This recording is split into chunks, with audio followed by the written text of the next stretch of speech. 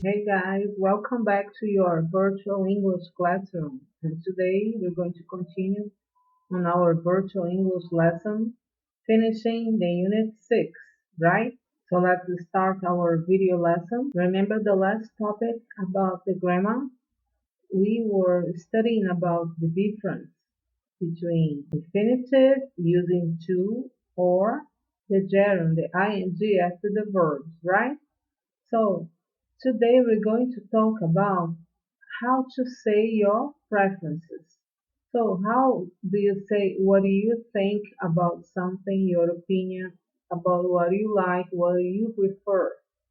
So here we have the expression I'd rather stay at home. The verb here, apostrophe B, is the verb would. So you say, I would rather stay at home in the contraction form.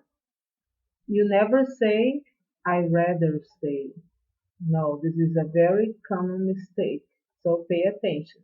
The correction is, I'd rather stay, as you saw in the video class, right?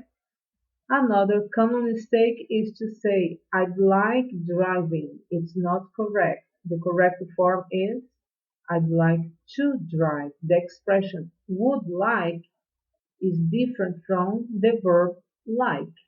We can say I like to eat or I like eating, but never use I'd like eating. No, because after the expression I'd like, we use the verb to in the infinitive, right? So remember the difference. With the expression I would like, we use to. I'd like to do something, right? Another verb here. You say, I prefer to eat. The same way as the expression I'd like to. We use the verb prefer. So you say, I prefer to do something. Take a look at the example. I prefer to eat eggs than meat. The question here, would you prefer to watch TV? Alright? This is the correct form. Don't say after the verb prefer the verb in the ing, right? We use prefer to watch. All right? We can say I prefer watching. I prefer to watch or I prefer to watch, but not I prefer watching. You see the difference? When we use I would prefer, remember, we use to after the expression. The same way as I'd like, alright? Take a look at these pictures from number 1 to 4. You have to pay attention to the conversation between the couple and check what they decided to do. According to what they talk, pay attention and tell me which number is the correct picture according to what you hear. Listen. What do you want to do this evening? Do you want to go out? I think I'd rather stay in. Would you prefer to cook or order in? You know me. I always prefer someone else's cooking. Yes.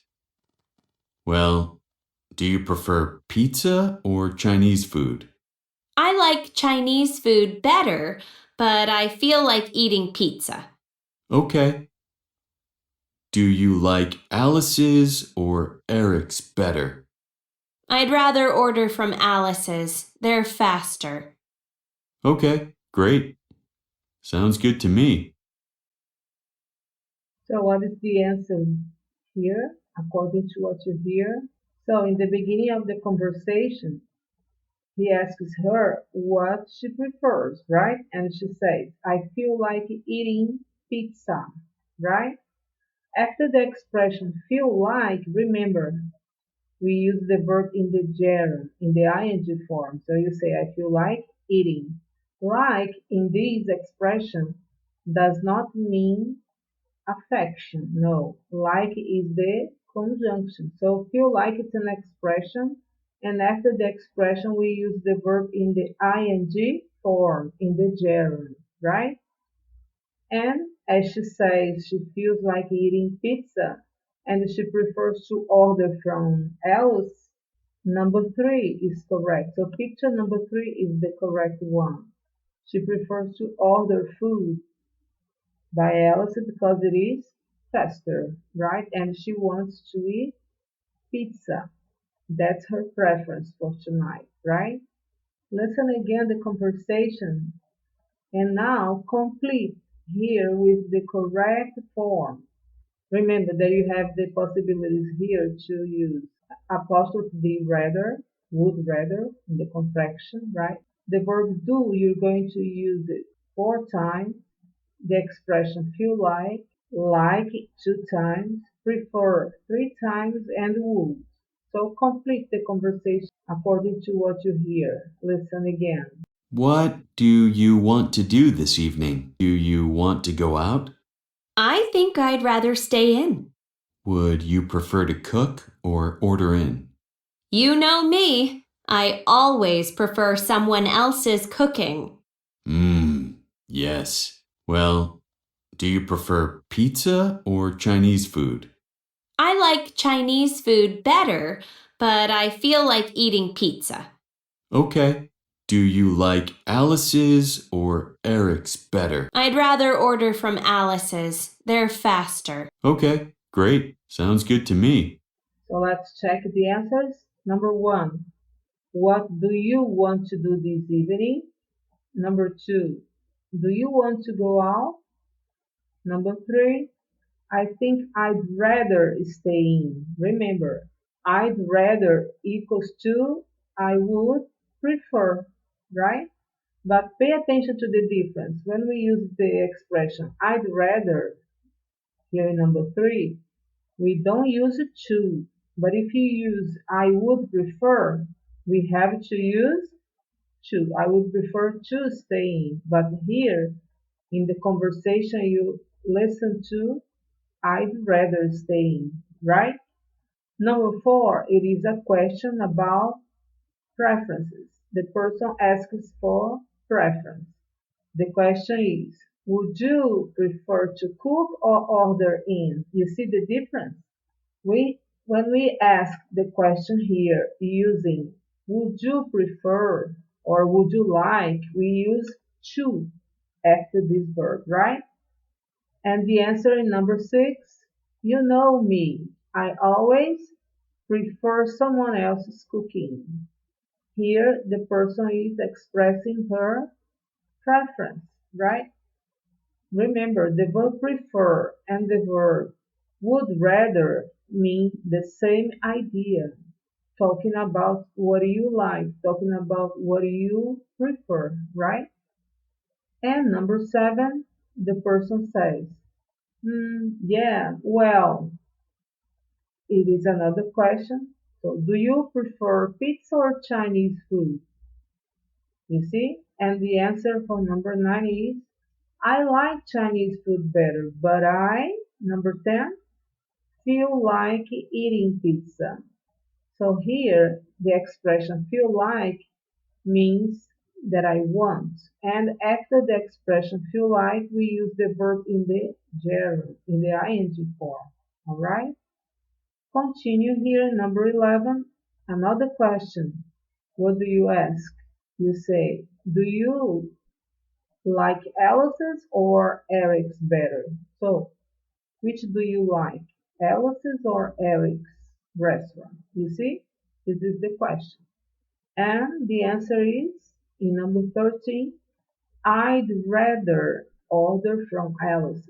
I'd rather equals to I would prefer. But remember, after the expression I would rather or contraction, I'd rather, we use the verb without to. All right? That's the difference. So remember, when we talk about general preference, we use questions that we start. Do you prefer to? Do you like to? Like here, you can see in number 1, do you prefer to read or listen?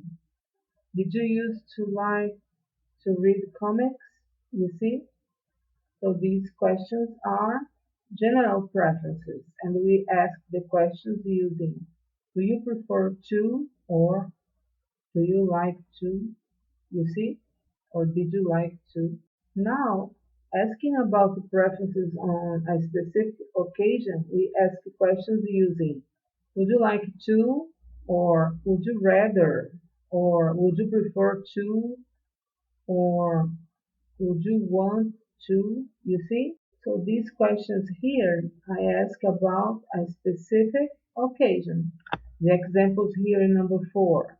Would you rather study at home or at school? Another question. Number 6. Would you like to see some apps? So remember, after these expressions, would you like to, would you prefer to, would you want to, we use the verb in the infinitive, but after the expression would you rather, we don't use to. Can you see here number 4? Would you rather study at home or at school? I don't use to after the expression would you rather. But remember, would you rather has the same idea as would you prefer? Alright? Next, we are talking about expressing general preferences. Here, I use the verb like. After like, we can say I like to plus the verb in the infinitive, right? As the example here that we can say, do you like speaking English? So I can say, do you like to speak English or do you like speaking English? I can say I like to or I like it with the verb in the gerund. Or you can use the verb prefer to plus the verb or prefer plus the verb in the ing. Remember, when we are talking about general preference, I can use both ways, infinitive or ing. Okay? And the last one, expressing preferences on a specific occasion. We use the expressions I'd like to plus the verb, I prefer to plus the verb, I'd rather and the verb. I don't use it to. Remember the difference? You can say I want to plus the verb or I want plus the noun. The last one, I feel like plus the verb in the ing form, like we can say here in the example. So let's check the answer. What do you want to do this evening? Do you want to go out? I think I'd rather stay in. Would you prefer to cook or order in? You know me, I always prefer someone else cooking. Yeah. Well, do you prefer pizza or Chinese food? I like Chinese food better, but I feel like eating pizza. Okay. Do you like Alice's or Eric's better? I'd rather order from Alice. They're faster.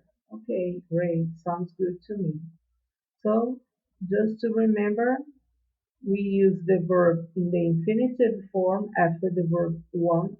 Do you want to do? Right? Do you want to go? But remember, after the expression would rather or apostrophe that is contraction of would was rather, we don't use to, right? You say I'd rather stay in. Would you prefer to cook? I use to. When we use would plus the verb prefer, we use to. But when we use only the verb prefer, I can use both ways. Infinitive using to, I prefer to cook, or I prefer cooking. But if I use would prefer, just to plus the verb is used. That's the difference, right? After feel like, remember, we use the verb in the ing form in the gerund, right? Now we're going to start Unit 7 talking about your preferences about movie genres. So they are the types of movies, types of films that you like watching. For example, we can say action, adventure, comedy, drama, historical, horror, romance and comedy together, sci-fi, adventure, war, western. There are lots of different variations of movie styles, right? Movie genre. Which do you prefer? Which is your favorite movie type? Let's check some. Take a look at these pictures. We can say about the first one, Boyhood, the second one about Ayrton Senna, the third one, the name of the movie is Inside Out, Take a look at the picture. 4. The Hunger Games Part 1, right? Number 5, we had Hereditary. Number 6, can you take a look at this scene? That is the mission of a bridesmaid, right? And number 7, The Crimes of Grindelwald, right? So, which movie types are these pictures related to? Let's check. Now let's listen and check about which movie type are they. Tune in to the Classic Movie Channel. We have something for everyone this week. Here's the best of the week. For horror fans, we have Hereditary. Be prepared to be scared. If a drama is more to your taste, we have Boyhood. Or if you're in the mood for a comedy, there's Bridesmaids. For all the family, we have the adventure movie The Hunger Games. And for fantasy fans, there are the Fantastic Beasts movies. If you like animated movies, don't miss Inside Out. Or if you feel like watching a documentary, we have Senna. Don't miss it. So let's check the answers. Let's identify here. We have action, adventure, animated movie, comedy, documentary, drama, fantasy, horror, mystery, and thriller. So, picture number 1, remember that? It is Boyhood. What is that about? The answer is drama, right? The second one about Senna is the documentary. Number 3, let's take a look at the photos again. 3 and 4, Inside Out and The Hunger Games. 3 and 4 answers are animated and adventure. Number 5 is horror, 6 is comedy, and 7 is fantasy. Let's check the photos. So number 5, we have horror, Hereditary. Number 6 is The Bridesmaid, it's a comedy. And the last one it is fantasy, sci-fi, science fiction, right? Now let's listen to two friends at the movies talking about what they do in the sequence, right? Listen and identify from numbers 1 to 6. So listen, check. Okay, Kelly. You go stand in line for the tickets. I'll buy the popcorn. I already bought the tickets online. We don't need to stand in line. Cool. But we need to for popcorn. Uh-huh. Oh no, the movie's about to start. Okay, well, you buy the sodas. There's no one waiting. And I'll stand in line and get the popcorn. Okay, I'll go into the theater after I've bought the sodas, and you join me when you've got the popcorn. Okay, make sure you get us good seats. I already chose the seats online, Jack, after I bought them. When was the last time you went to the movies? Oh, yeah. I forgot you could do that. What movie are we seeing again? I've told you 5 times. It's a classic horror movie called Hereditary. But I don't like horror movies. It's too late, Jack. I'll see you inside, in the dark. Woo! So, do you like horror movies? When was the last time you went to the cinema? And what things do these two friends do together here in the sequence? Let's check the sequence. So, this is it. We are talking about number 1, buy the tickets. Of course, the girl bought the tickets, right? And right after that, she chose the seats. So, number 2, choose the seats. Number 3, stand in line. Remember for popcorn. 4, buy the sodas. She asks him to buy the sodas while she gets the popcorn, right? And this is number 5, buy the popcorn. Number 6, they go into the theater, but the boy is kind of surprised because he doesn't like horror films, right?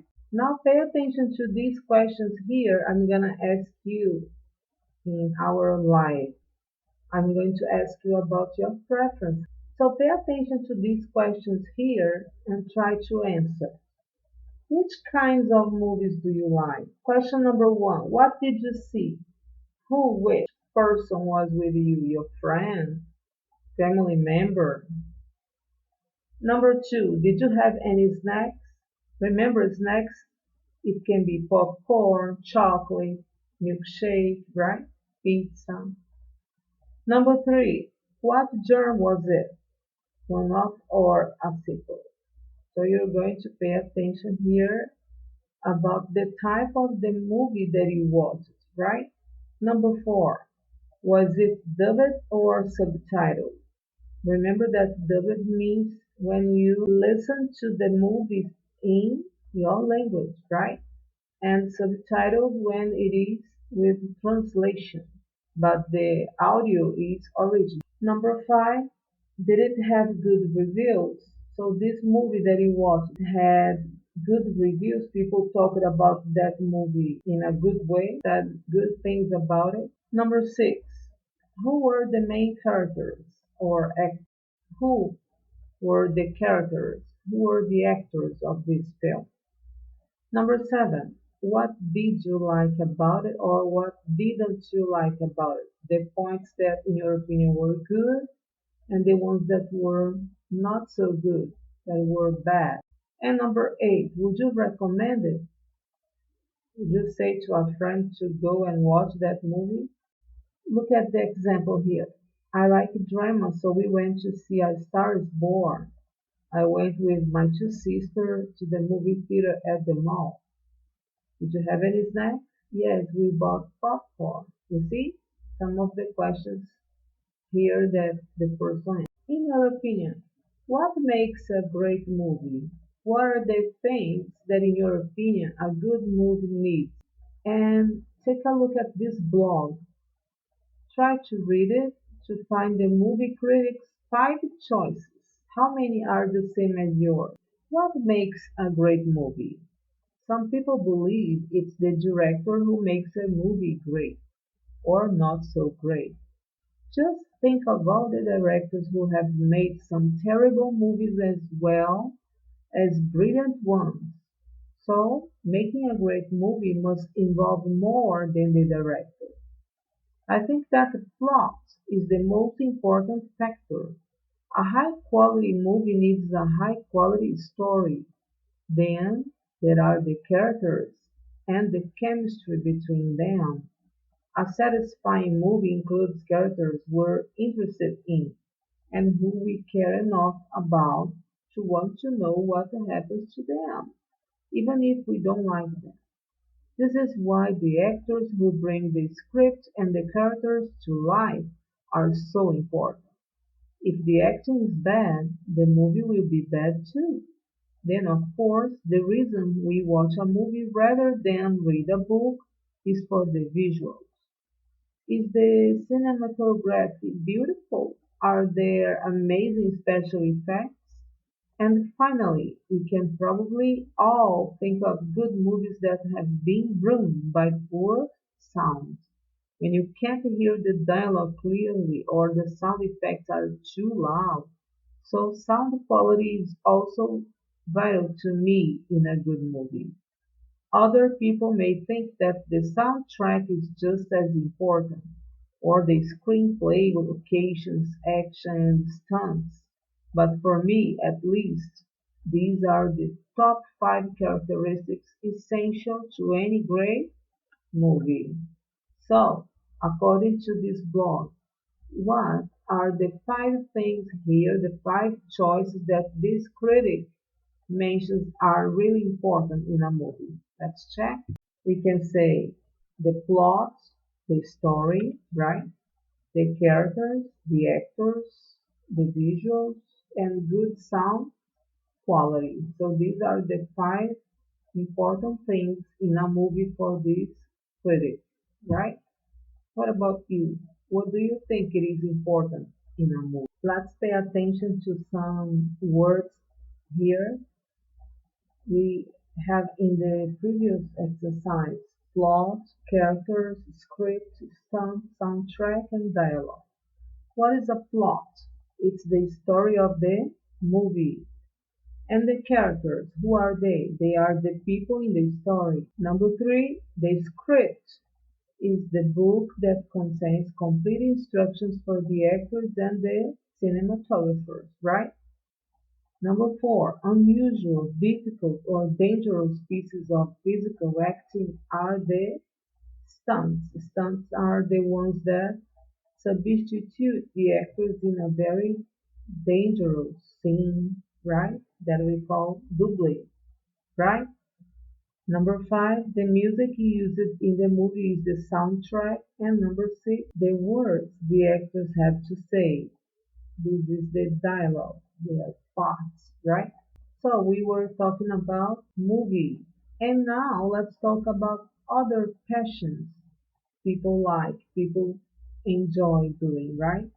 Take a look at the numbers 1 to 7 and let's identify the photos. Which are they related to? Which quotes are they related to? So let's listen to the text here and identify these people. We have to do something to save the planet. I campaign to raise awareness of the dangers of climate change and what we can do about it. I've been an activist all my life, and I'm a big fan of getting involved. Leila, Athens. Pay attention to letter A. She is fighting for saving the planet, right? Manchester United. Does anyone love them more than I do? I doubt it. I'm totally into the team, and I go to all their games, even though it costs me a fortune. Some say I'm obsessed. I'm ecstatic when they win, and I'm devastated when they lose. Jason, UK. And next one, letter B. It is number 3 in the picture. He is an obsessive sports fan. I play piano, sax, and guitar and practice about 5 hours a day and perform most evenings too. I rarely get a night off. It's my life. I'm crazy about music. Marta, Brazil. So letter C is number 1. She is an instrumentalist, right? She plays a lot of instruments. I volunteer in a pet hospital and I have 5 dogs, 10 cats, a tortoise, and a rabbit. I love animals and I won't do anything to harm them. Ever. Jürgen, Germany. Letter D is a pet lover, right? So number 7 is letter D. There's a great atmosphere at the office. We work as a team on really stimulating projects. Sometimes I work over 80 hours a week, and everybody says that's ridiculous and I'm obsessed with work. But I really love what I do, and I'm persistent, and I make a lot of money. Rachel, the US. Letter E, the number is 2. The person works a lot. She's a workaholic, right? I'm a painter and spend all day looking at art or creating it. It's all I've ever wanted to do, and now I'm living that dream. It's so fulfilling to be an artist. I don't make much money, but nothing is as important to me as painting. Claudia, Mexico. Letter F, it's number 4. The person here is the artist. I get up and run about 5 miles every day. Then I go to a spinning class. In the evenings, I go to another fitness class and run 2 miles home. I run everywhere. I'm retired, so I do all I can to stay in shape. John, Canada. And the last one is number 6. He is a man who takes care of his health. He's a fitness man, right? So let's check the answers about who these people here are related to the text. So the answers are: who spends a lot of time practicing? Number one, Martha. Who is probably not paid for what they do? Leila and Georgie. Who is really into sport? Jason. 4. Who thinks money is not important? Claudia. 5. Who goes to classes every day? Number 5 is John. 6. Who mentions their work? Martha, Jürgen, Rachel, and Claudia mentioned that, right? And last one, who works with a group of people? It was Rachel. Okay, let's go ahead in this exercise. Now you're going to check the expressions that appear in the text that we can say we are describing a passion. So, are you crazy about movies? Are you a movie fan? So, how do people describe their passion in this text? Let's check. So, the first one, Leila is an activist, right? She wants to fight for the planet, save the planet. So, how does she show her passion? She says, I'm a big fan of getting involved. So I'm a big fan is a way that you express your love, your passion for something. About Jason, he says, I'm totally into the team. And he says, some say I'm obsessive. You see, he shows his passion that he gets devastated when they lose. That's a strong way that you show your passion for something, right? The next one, the person says, I'm crazy about music. Marta from Brazil. So she says she's crazy about that, showing her passion for music, right? About Jürgen from Germany, he uses the word love.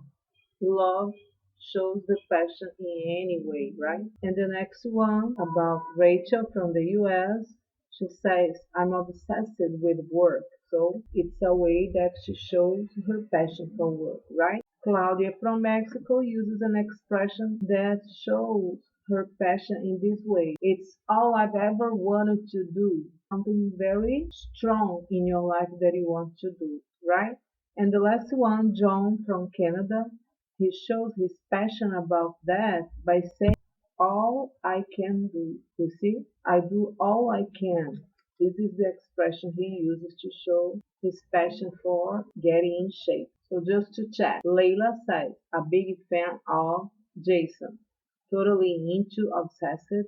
Martha, crazy about. Jürgen, love. Rachel, obsessive again. Claudia says, it's all I've ever wanted to do. Living that dream, nothing is as important to me as painting. And John says, I do all I can to. Now, let's pay attention to the text again with the words that are highlighted in the yellow one. You see, in your books, we have the first one, something, the second one, anyone, anything, everybody, nothing, and everywhere. So what do these words have in common? They are pronouns. But what pronouns are they? They are named indefinite pronouns, right? And the pronouns here, what do they refer to? So the first sentence, we have to do something. This pronoun refers to a thing, to a person, to a place. What does it refer to? When I use something, I use it with things. We have to do an action. We have to do something to save the planet. You see? The second one, anyone. The question here, does anyone love them more than I do? I'm referring to a person. So does any person, anyone means any person, right? And the third one here, anything in the sentence. I love animals and I won't do anything to harm them. So I won't do any actions, anything. You see? Talking about a situation, talking about a thing again. But what's the difference between something and anything? Something we use for affirmative sentences referring to things. And anything I use it in the negative forms, right? And they have the same meaning. Something and anything, they mean a thing. But for affirmative, we use something, and for the negative, anything, right? And when I'm talking about everybody, what does that mean? I'm talking about all the persons. So I say everybody says that's ridiculous. So everybody means all the persons. The idea is plural. I'm talking about people in the plural, everybody, all the people. But I use the verb in the singular. So pay attention. For all the indefinite pronouns, I use the verb in the third person singular. So I say everybody says. And here with the word nothing, again, I'm talking about something that is indefinite. I'm talking about nothing is as important to me as painting.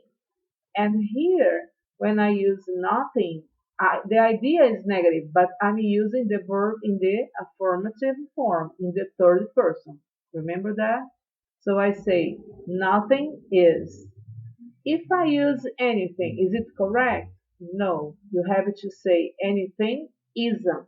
Every time that I use any and the derivatives for a negative form, I use with not.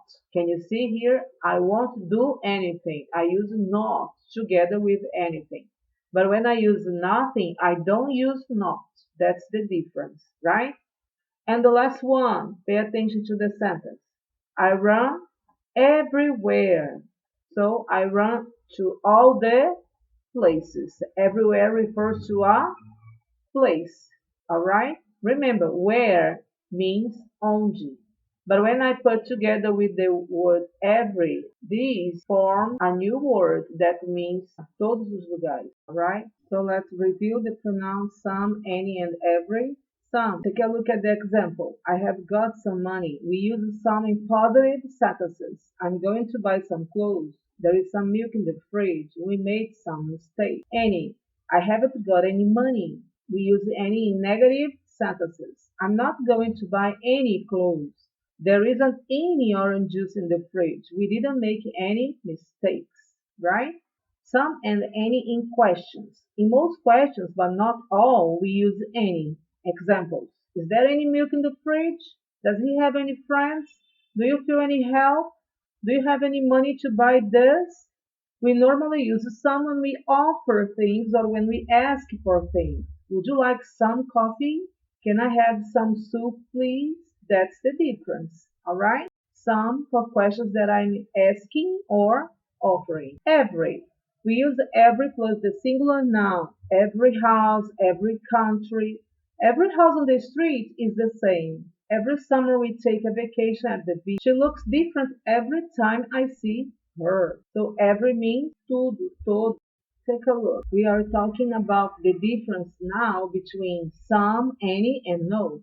In general, we use some in positive sentences and any in negative sentences and questions. Remember? So the examples that I have here, I bought some new CDs this morning. I bought some new CDs. The sentence here is in the affirmative, a positive sentence. Did you get any bread at the supermarket? This is a question. So we use any for asking questions, right? Let's go ahead. Some.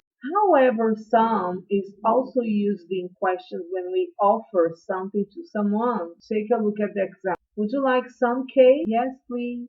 In this question, I'm offering something to someone. Remember that, right? And then I have some when we expect the answer to be yes.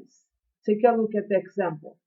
In a tourist office, do you have some information about the museums? So questions that I'm expecting the answer to be positive, to be yes.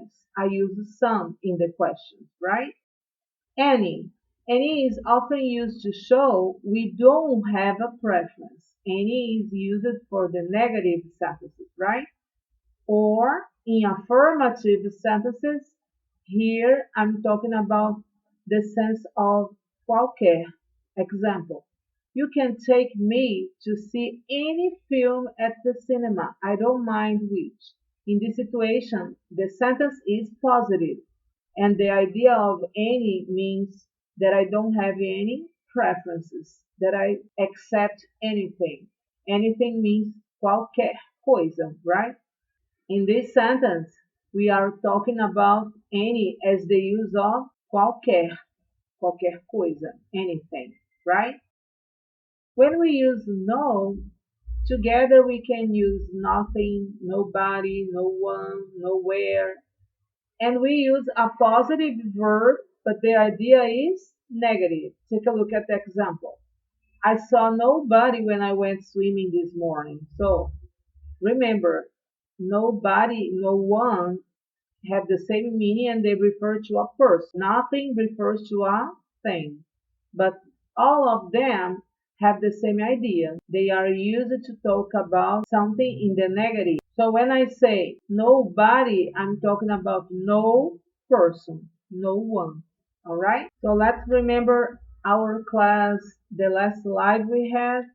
I talked about the pronouns some, any, every, and no. What's the difference between any and no? Remember that? I talked to you about them saying that any and no have the same idea. They are both used for negative sentences, but I use any with not. And when I use no, I don't use not. That's the difference, all right? So pay attention here to the example. See nothing, hear nothing. If you hear something, don't tell anyone. I put my keys somewhere. Where are they? There is something in the way she moves. I know someone that looks like you. Ask Julia. She knows everything about baseball. There was no one in the room when I got here. They don't know anything about physics. Do you have anything valuable in your bag? Does anyone want a drink? Is there anywhere to sit? So, pay attention here that I'm talking about for a person, for a thing, or for a place. When I'm talking about a person, I use someone or somebody.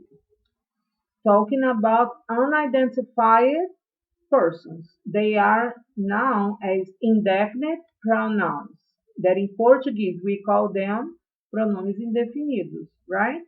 When I'm not identifying the person, right? It's a person, it's someone, it's somebody, okay?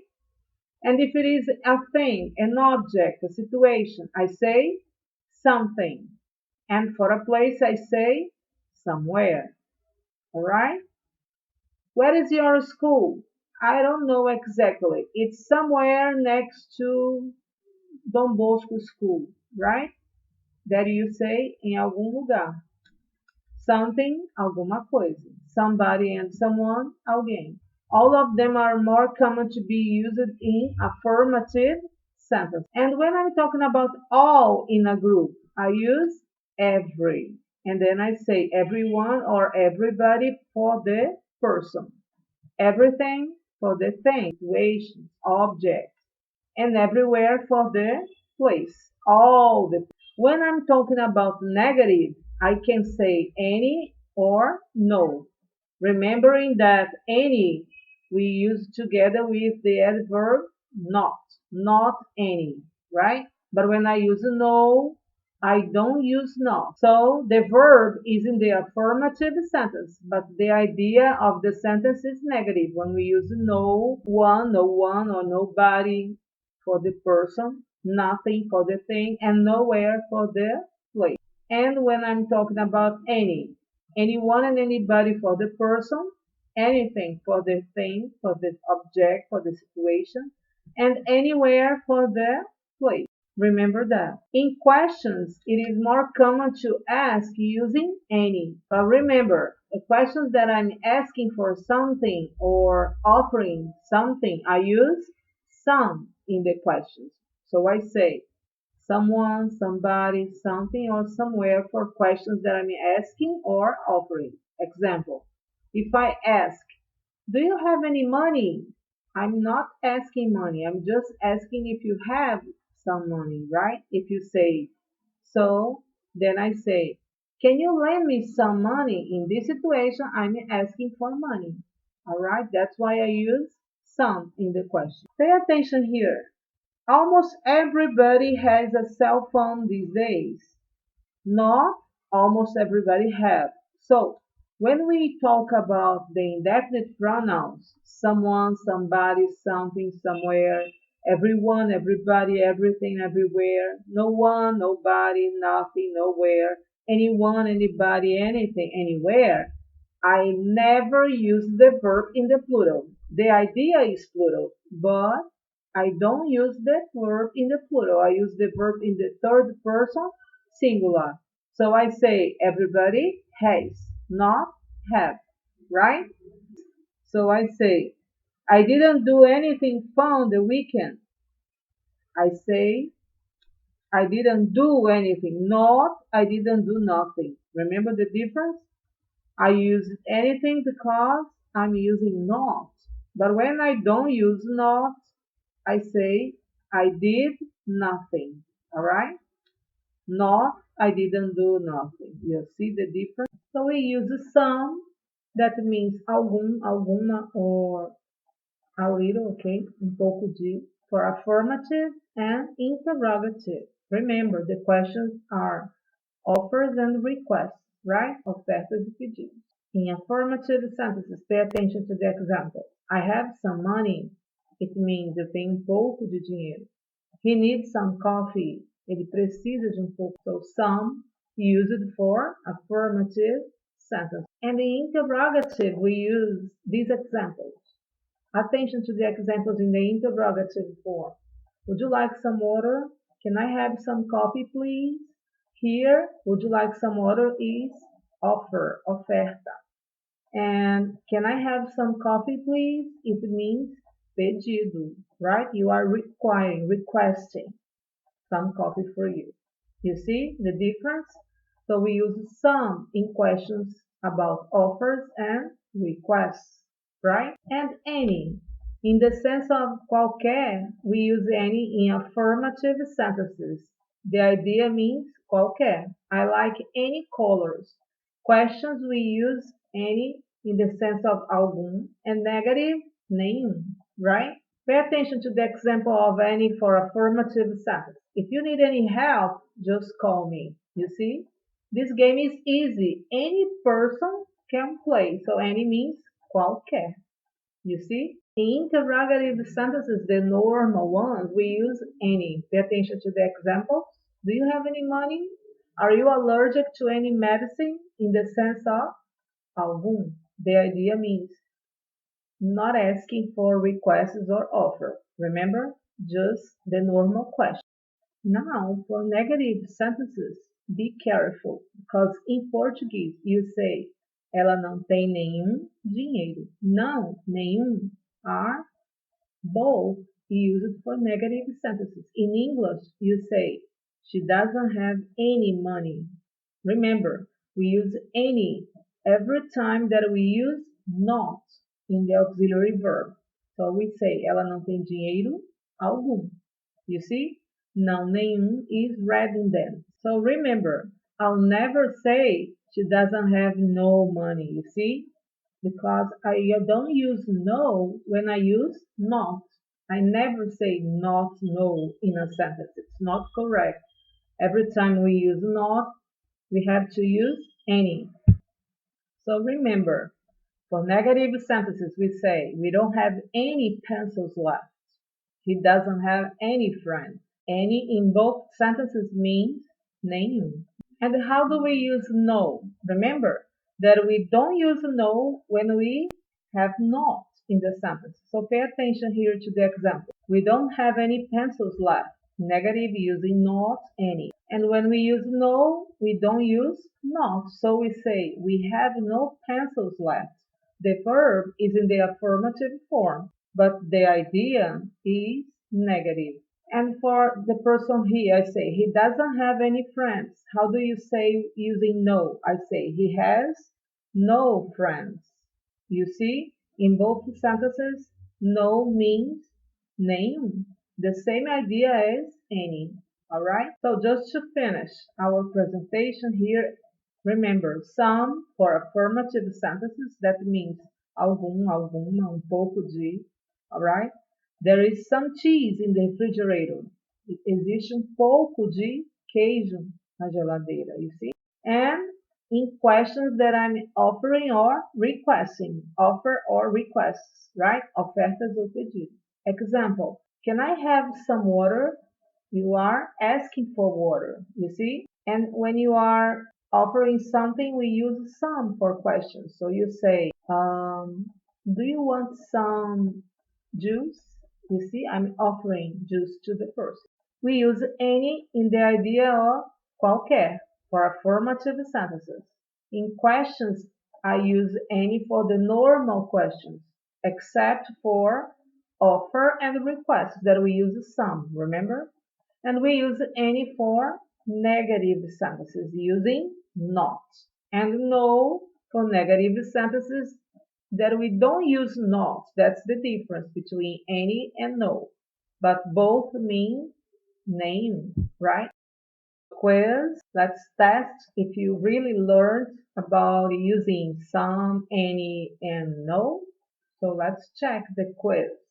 Pay attention to the question. The first one, do you have money? What do you use in this question? Are you asking for a request or are you offering something? No, you're just asking if the person has money. So, what is the pronoun? Do you have any money? You see, that's why I use any. I'm not asking for money and I'm not offering money. You see? The next one. I have work to do this evening. Pay attention to the verb. The verb here is used in affirmative sentences. What do we use in affirmative sentences? Some, any, or no? We use some. So you say, I have some work to do this evening. Next, there aren't folders in my bag.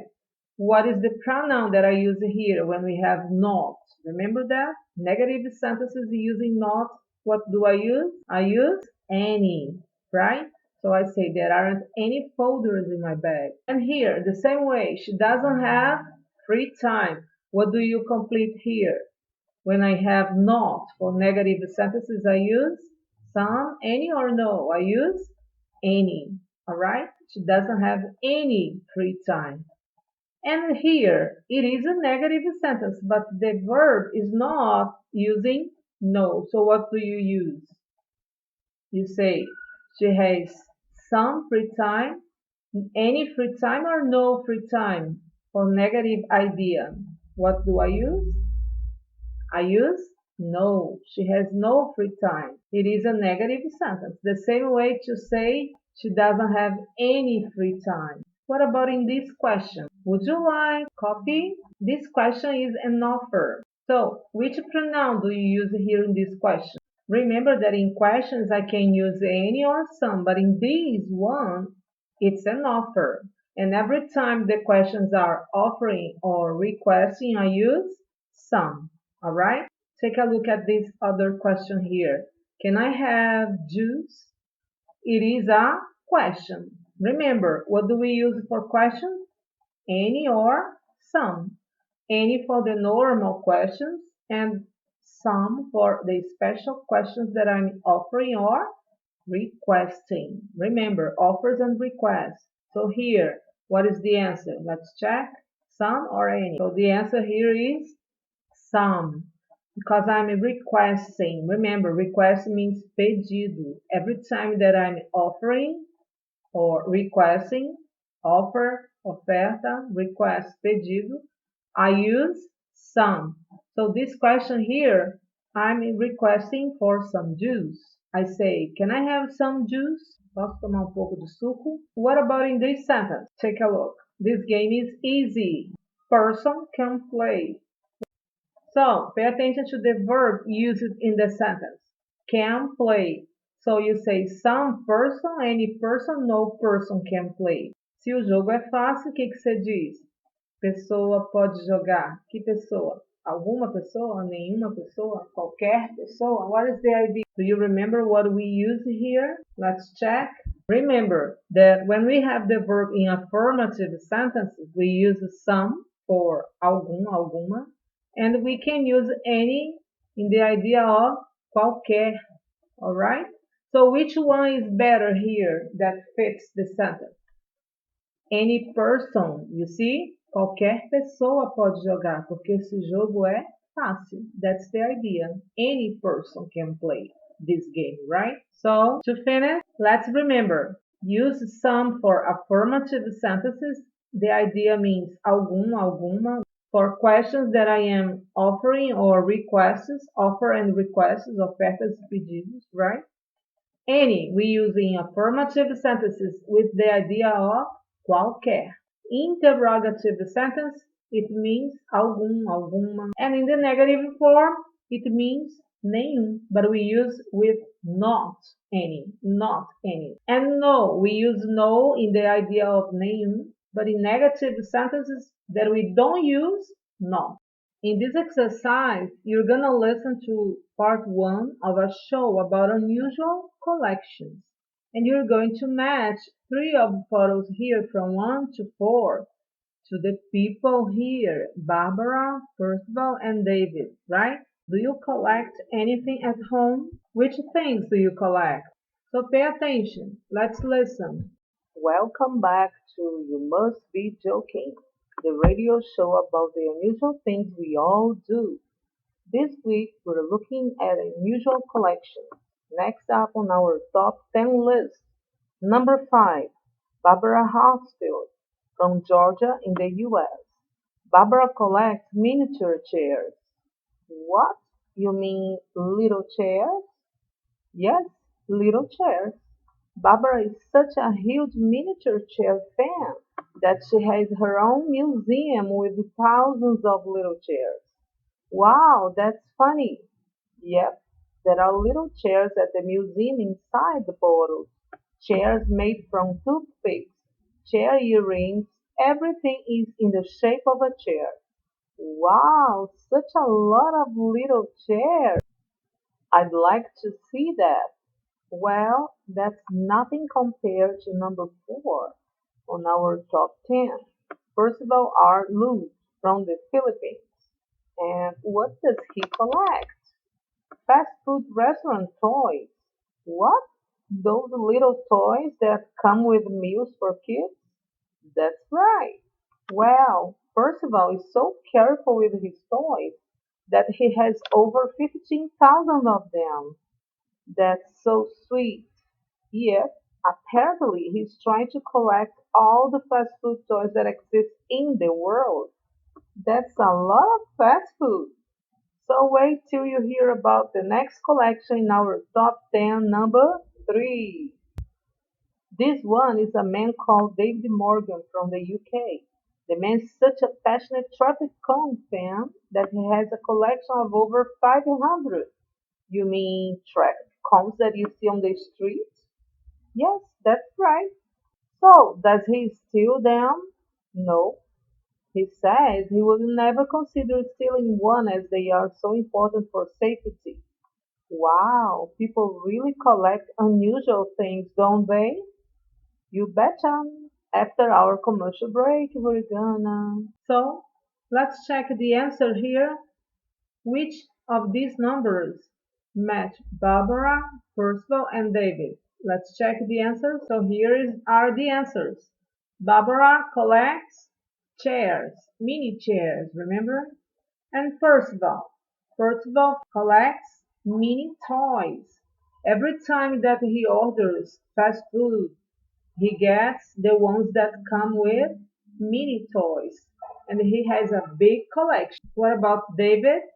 David has a strange collection. He loves to collect traffic cones, the ones that we use for safety. You see? Do you have any strange collection at home? Which is yours? What would that be? Do you have a good memory? Let's test your memory now. So these are some sentences that you're going to check they are true or false and correct the false ones, right? Number 1, the radio show started with number 1 on the list.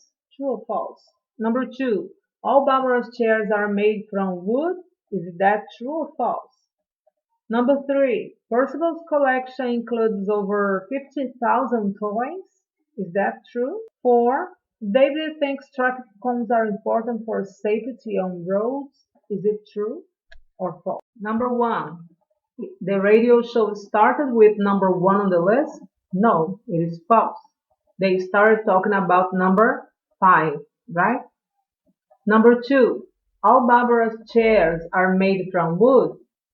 False. Wood and all kinds of other things, right? Number 3. Percival's collection includes over 50,000 toys. False. It's not 50. It's 15,000 toys, right? Number 4. David thinks traffic cones are important for safety on roads. That is true. Now, another exercise here, you're gonna pay attention to the photos number 5 and number 6 and try to guess the unusual, the strange things Rainer and Nancy collect. Which things do they collect? Let's listen. Welcome back. You're listening to You Must Be Joking. This week, we're looking at the unusual things that people collect. So, back to our top 10 countdown. Number 2, Rainer Wicked from Germany enjoys bringing home a souvenir from all of his trips. So, everyone likes to do that. Yeah, but he doesn't bring a t-shirt or a keychain back. He brings a do not disturb sign. You mean those signs you put on your hotel door? Uh-huh. Wow, hard to believe there are such strange collections out there. Do not disturb signs. There are so many better souvenirs. Yeah, I know. Really interesting, huh? Ready for number 1? Yeah, can't wait. Our number 1 unusual collector is Nancy Hoffman from Maine in the US. She collects umbrella sleeves. You mean the cover for an umbrella? Not the umbrella? No, just the sleeve. She likes them so much that she has collected them for 50 countries in the world. And how many does she have? Over 750. Oh my goodness, that's such a strange thing to collect. I suppose some of them are pretty, but checking the answers. Rainer collects do not disturb signs, as you can see in the photo, right? And Nancy collects umbrella sleeves. Yeah, the cover that protects the umbrella, not the umbrella. Very strange, yeah? Let's go on. And in this exercise, you're gonna match the comments that people make about Barbara, Percival, David, Rainier, or Nancy. Which comments do they make? Checking the answers. Number 1. That's such a strange thing to collect. Number 1, Nancy, right? Remember that Nancy collects umbrella sleeves. In this person's opinion, it's such a strange thing to collect, right? Number 2, such a lot of little chairs. That is about Barbara. Number 2B, Barbara. She collects little chairs, miniatures, right? And number 3, they are so important for safety. Who says that about collecting safety cones? That was David, letter D. Number 4, there are so many better souvenirs. This comment is made about Rainier, right? And the last one, number 5, that's so sweet. That is about Percival.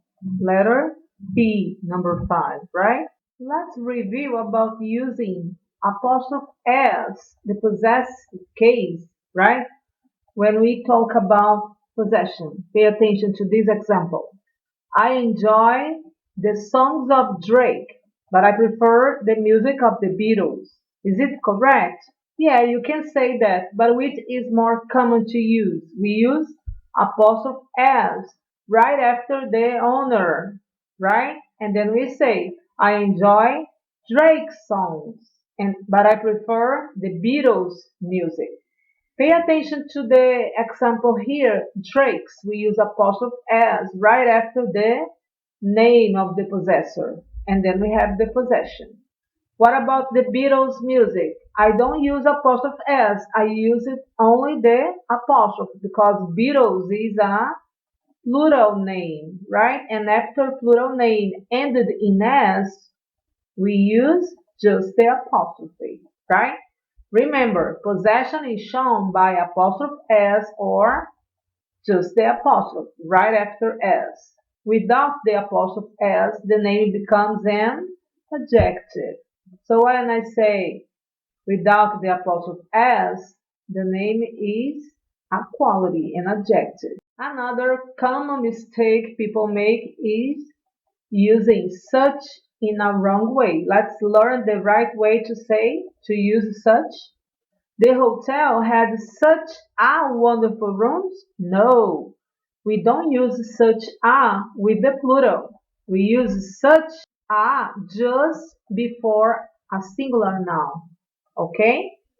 We use such a before consonant sound and we use such an before the vowel sound. So if I say, wow, she's such a wonderful woman. You see? Such a wonderful woman. Wonderful woman, they are in the singular, right? But if I say she's such an elegant woman and before the vowel sound, an elegant woman. Singular noun, right?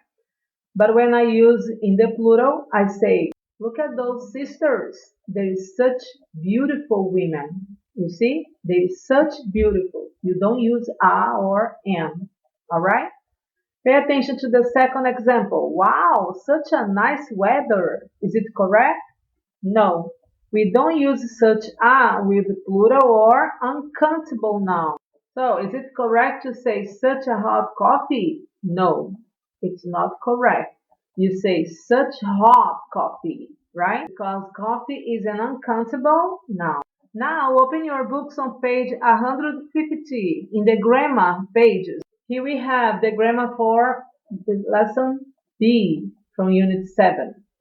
The use of so and such. Let's remember that. Pay attention to the examples. It's so hot, it's almost 40 degrees. I knew so many people at that party. So many people. There was so much traffic that I was late this morning. That's such a tragedy. I can't believe that happened. We had such a great time at your party that we didn't want to go. So the use of so, pay attention to it. So is used to intensify adjectives and adverbs, right? Such to intensify the characteristics of nouns, and the use of so and such with that is often used to express a result. You see? So plus adjectives or so plus an adverb. All right? That computer is so expensive. So plus an adjective, right? And such about the characteristics of nouns. You want to emphasize that aspect, that quality, that characteristic of something, right? So if I say, Bill Gates is such an intelligent man, I want to emphasize these characteristics. In my opinion, I think that he is very, very, very intelligent. He's such an intelligent man, you see? And if I want to emphasize that, I use such because I'm talking about a quality, a characteristic, an aspect of a person or a noun, right? Take a look at the example. I've been so busy reading books on walking and running that I haven't had time to walk or run. You see? I've been so busy. If you say I've been busy, you're not emphasizing the quality, the adjective. You say I've been so busy to emphasize that. If you say Manaus is hot, but if you say Manaus is so hot, you are emphasizing that. You want to give the idea of intensity about that. Do you understand? Another example. We have such wonderful neighbors. No, we have so wonderful neighbors because you are emphasizing an aspect, a characteristic. of a noun. In this case, the neighbor. Now let's complete and study here about the use of so or such as. So complete here the grammar box with so or such as. What do we use here with much and what do we use before an adjective followed by a noun and before an adjective or before a noun? Let's complete. The answer is we use so with much and many. We use such before an adjective followed by a noun. Let's check the answers. With much and many we use so. So much, so many, right? We use such before an adjective followed by a noun, right? Such a wonderful person, such a hot city, you see? And we use so before an adjective. So I say so hot, so rich, so expensive, right? And so also before adverbs too, right? The last one, what do we use before a noun? We use such. An example about such before a noun, you can say such a tragedy. Remember? Now take a look at the expressions that we use here. So or such plus that. The idea is to use as a result. Remember that? So such plus that is often used to express results. Pay attention to the example. The cat is so dirty that the flies love her. There is such bad owners that the cat should find a new home. So what is the result? The result is that the cat should find a new home, new people to take care of him. Right? So remember, so and such plus that we use to express a result. Right? What is the result? Because the cat is so dirty. The flies are around. And what is the result? Its owners don't take care of the cat. They're bad ones. The result is that the cat should find a new home, a new place. Let's practice a little using so and such. Remember the collections? So you're going to create the endings for numbers 1 to 4, matching with the letters A, B, C, or D.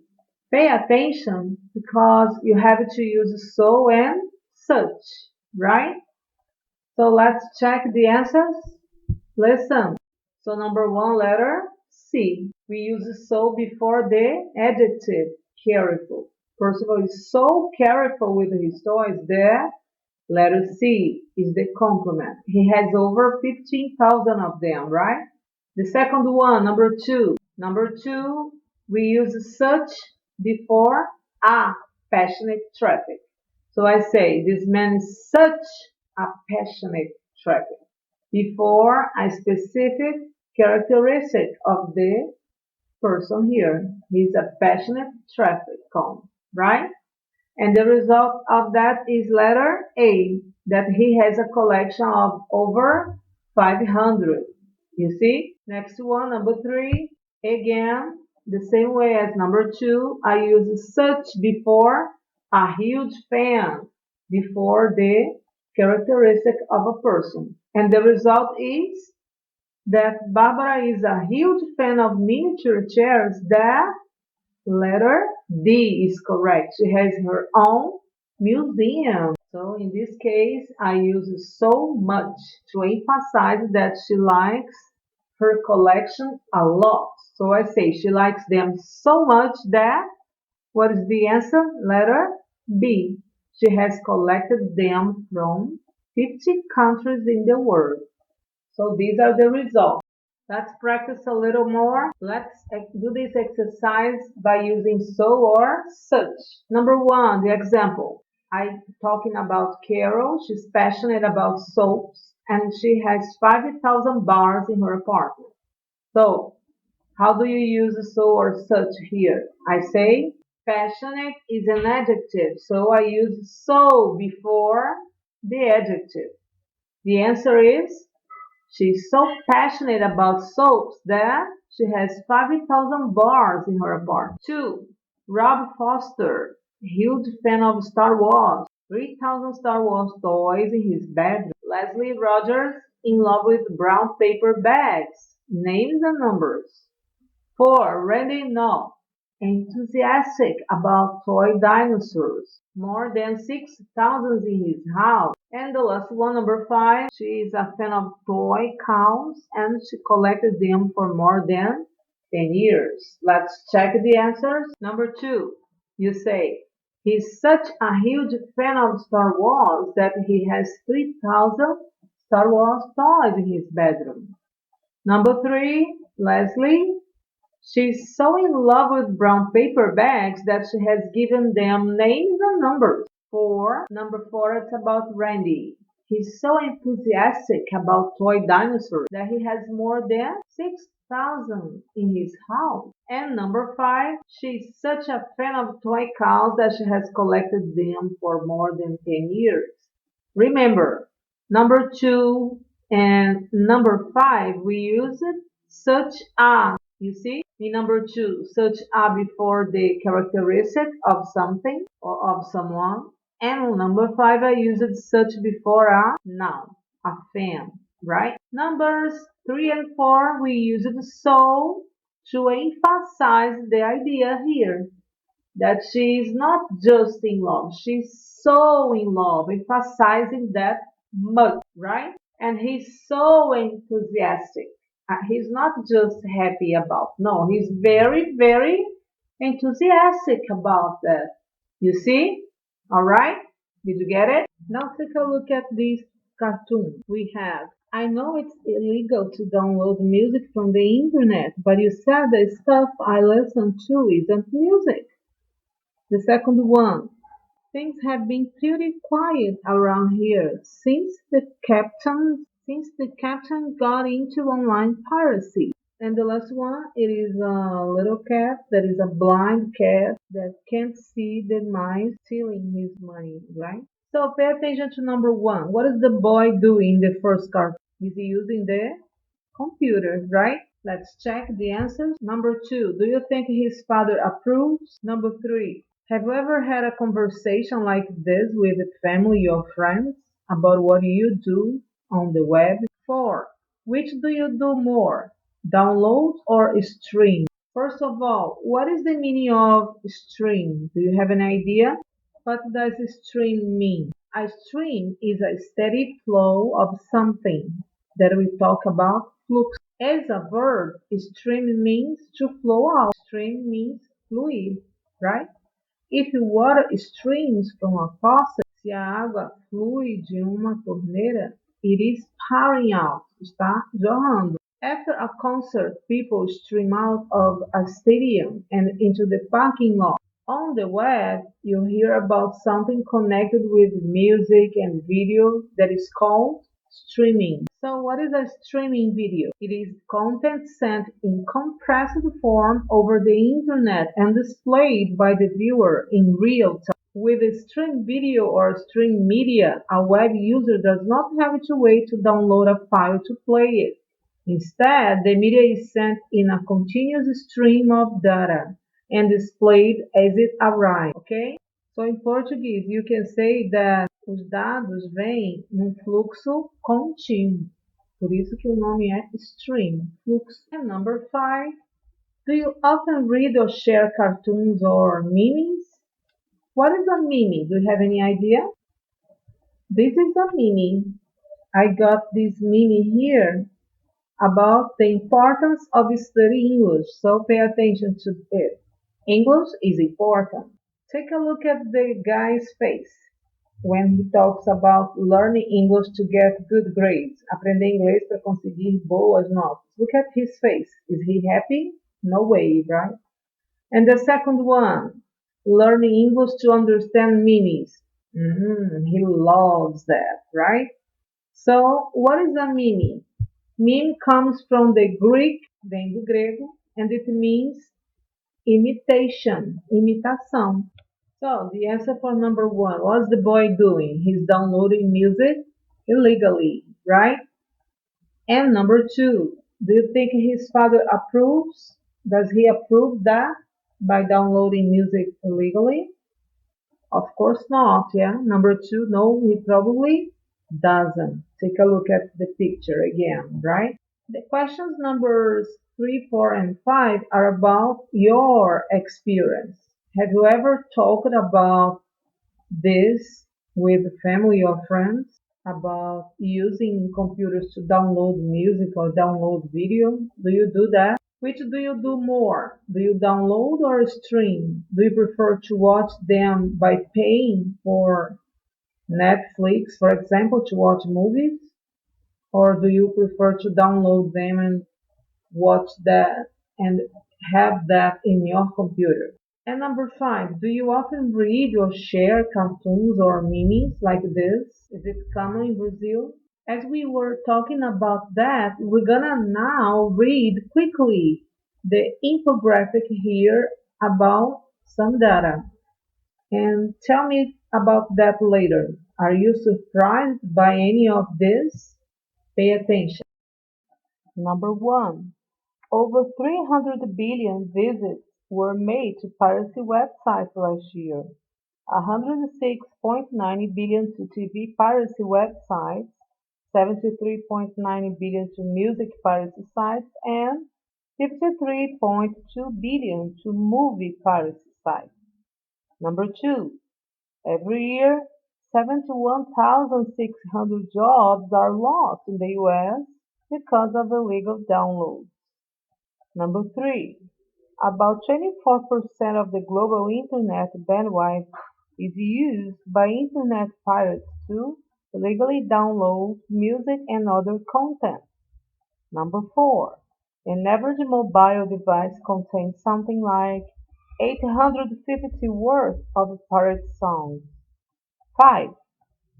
35% of music buyers get at least one song from an illegal source. And number 6, mobile devices are used for 87% of all piracy activities, and desktop PCs are used in the remaining 13% of cases. In this exercise, you're going to circle the correct options here. Pay attention to it. When we talk about large numbers like the ones that we have seen in the text, we use and say point or dot, not comma, in numbers to separate decimal places. In number 2, in US English, you can or you can't omit and between numbers. Number 3, after numbers, use hundred, thousand, million, and billion in the singular or in the plural. So pay attention to the example. 1,552,000. So what is the correct answer for each number here? Take a look. Number 1, we use and say point, not dot. Okay? Number 2, in US English, you can omit and between the numbers. All right? And number 3, they are singular. Hundred, thousand, million, billion are singular words, right? The most common mistakes that people make with numbers are there are around 8 billions of people on the planet Earth. All right, we don't add s for billion. Billion is a singular word. And you say there are around 8 billion people, not 8 billion of people. You see? And on planet, on Earth, not on the planet Earth. The second one, I have 600 friends on Facebook. No, you don't use the words hundred, million, billion, thousand in the plural. Remember, we use them in the singular, right? Next example, 1,500. You can say 1,500 or 1,500. You can omit the word and between the numbers, right? What about in Portuguese, Spanish? Do you think that Spanish and Portuguese speakers make the third mistake? Do we do that a lot? Because in Portuguese we use the conjunction and. What is your opinion about online piracy? Do you think it's possible to reduce online piracy? Can it be stopped? How, in your opinion? Take a look at the example. I think if they make downloading cheaper, there will be less piracy. Do you agree? What is piracy? Piracy means pirataria. So, What can you do to reduce piracy on websites? Now pay attention to a very common mistake people make. When we say 2 billion songs was downloaded illegally last year, is it correct? No way. 2 billion songs is a plural noun, right? So what do you say? Were, not was. We use the verb in the plural form. So I say 2 billion songs were downloaded illegally last year, right? Another example, a lot of movies is shared. No. Movies, a lot of movies. The idea here is plural. So we use the verb in the plural. So you say a lot of movies are shared illegally every day. Today we're going to learn about active and passive voice, right? Take a look. We will learn about what is an active and passive voice, differences between active and passive voice, the structure and examples of active and passive voice. Take a look. What is active voice? Active voice, in simple sentence, the subject is performing the action. Maggie's playing the guitar. This is active voice. Maggie is the subject who is doing the action, performing the action. The guitar is the object that is receiving the action. The weather is beautiful today. Here is an active voice. The subject, the weather, is the subject that is performing the action, and the object, today, receives the action. What is passive voice? Passive voice, object becomes the subject. Object is the one that does the action. Pay attention to the example. The salad was prepared by Katie. The book was written by Oscar Wilde. The dinner will be cooked by a chef. This is passive voice, right? Take a look now. The guitar is played by Maggie. The guitar becomes the subject of the sentence. Maggie is the object of the sentence. By Maggie. On the other hand, the by phrase is not always necessary. Not important who does the action. Sometimes you omit the subject. The rice was grown in India. My house was built in 1980, but who built the house? The olive oil was imported from Spain. Who imported? Open your books on page 150 in the grammar pages, Unit 7, Lesson C. Let's talk about passive voice here, present, and pay attention to the example. These sweaters are made by hand. This fabulous dress was designed by Vera Wang. Thousands of shoes are sold every day in the US. Pay attention to the subject of the actions. We have these sweaters are made. This fabulous dress was designed. Thousands of shoes are sold. Okay, then I ask, what was made by hand? The sweaters. What was designed by Vera Wang? You say, this fabulous dress. And what was sold? In this case, in the present. And what is sold every day in the US? And then you say, thousands of shoes are sold. You see? The active has the subject plus the verb plus the object. The subject is the performer of the action. I say, J.K. Rowling wrote Harry Potter. J.K. Rowling is the subject, wrote is the verb, Harry Potter is the object, the complement or the agent of the passive form in a cafe. Complement, right? What's the difference between active and passive voice? Do you remember in the slides that I was teaching you? Pay attention here to the examples. Active voice. J.K. Rowling wrote Harry Potter in a cafe. Passive voice. Harry Potter was written by J.K. Rowling in a cafe. Take a look at the subject of this situation. In active voice, the subject is the doer of the action, the one that performs the action. In a passive form, the subject is the one that receives the action, that suffers the consequences of the action, right? Now pay attention to the verbs used. In active voice, you use the verb in the simple past, here in this sentence. And in passive form, we use the verb to be plus the verb in the past participle. But pay attention because in the active voice, wrote is the verb used. So I have to use the verb to be in the past because wrote is in the past. And then I change the main verb, that is write, to the past participle form, that is written. So I changed from wrote to was written. Harry Potter is the object. Okay, what did J.K. Rowling write? She wrote Harry Potter. Harry Potter is the complement, the object, right? And the other complement here is in a cafe, that is place, adverb, right? But when I change it into the passive form, what do I use before the agent of the passive? The one that performs the action. I use the preposition by. By J.K. Rowling in a café. Do you understand the idea? Então, em outras palavras, na nossa língua, para entender melhor, o sujeito da voz ativa sempre é aquele que faz a ação.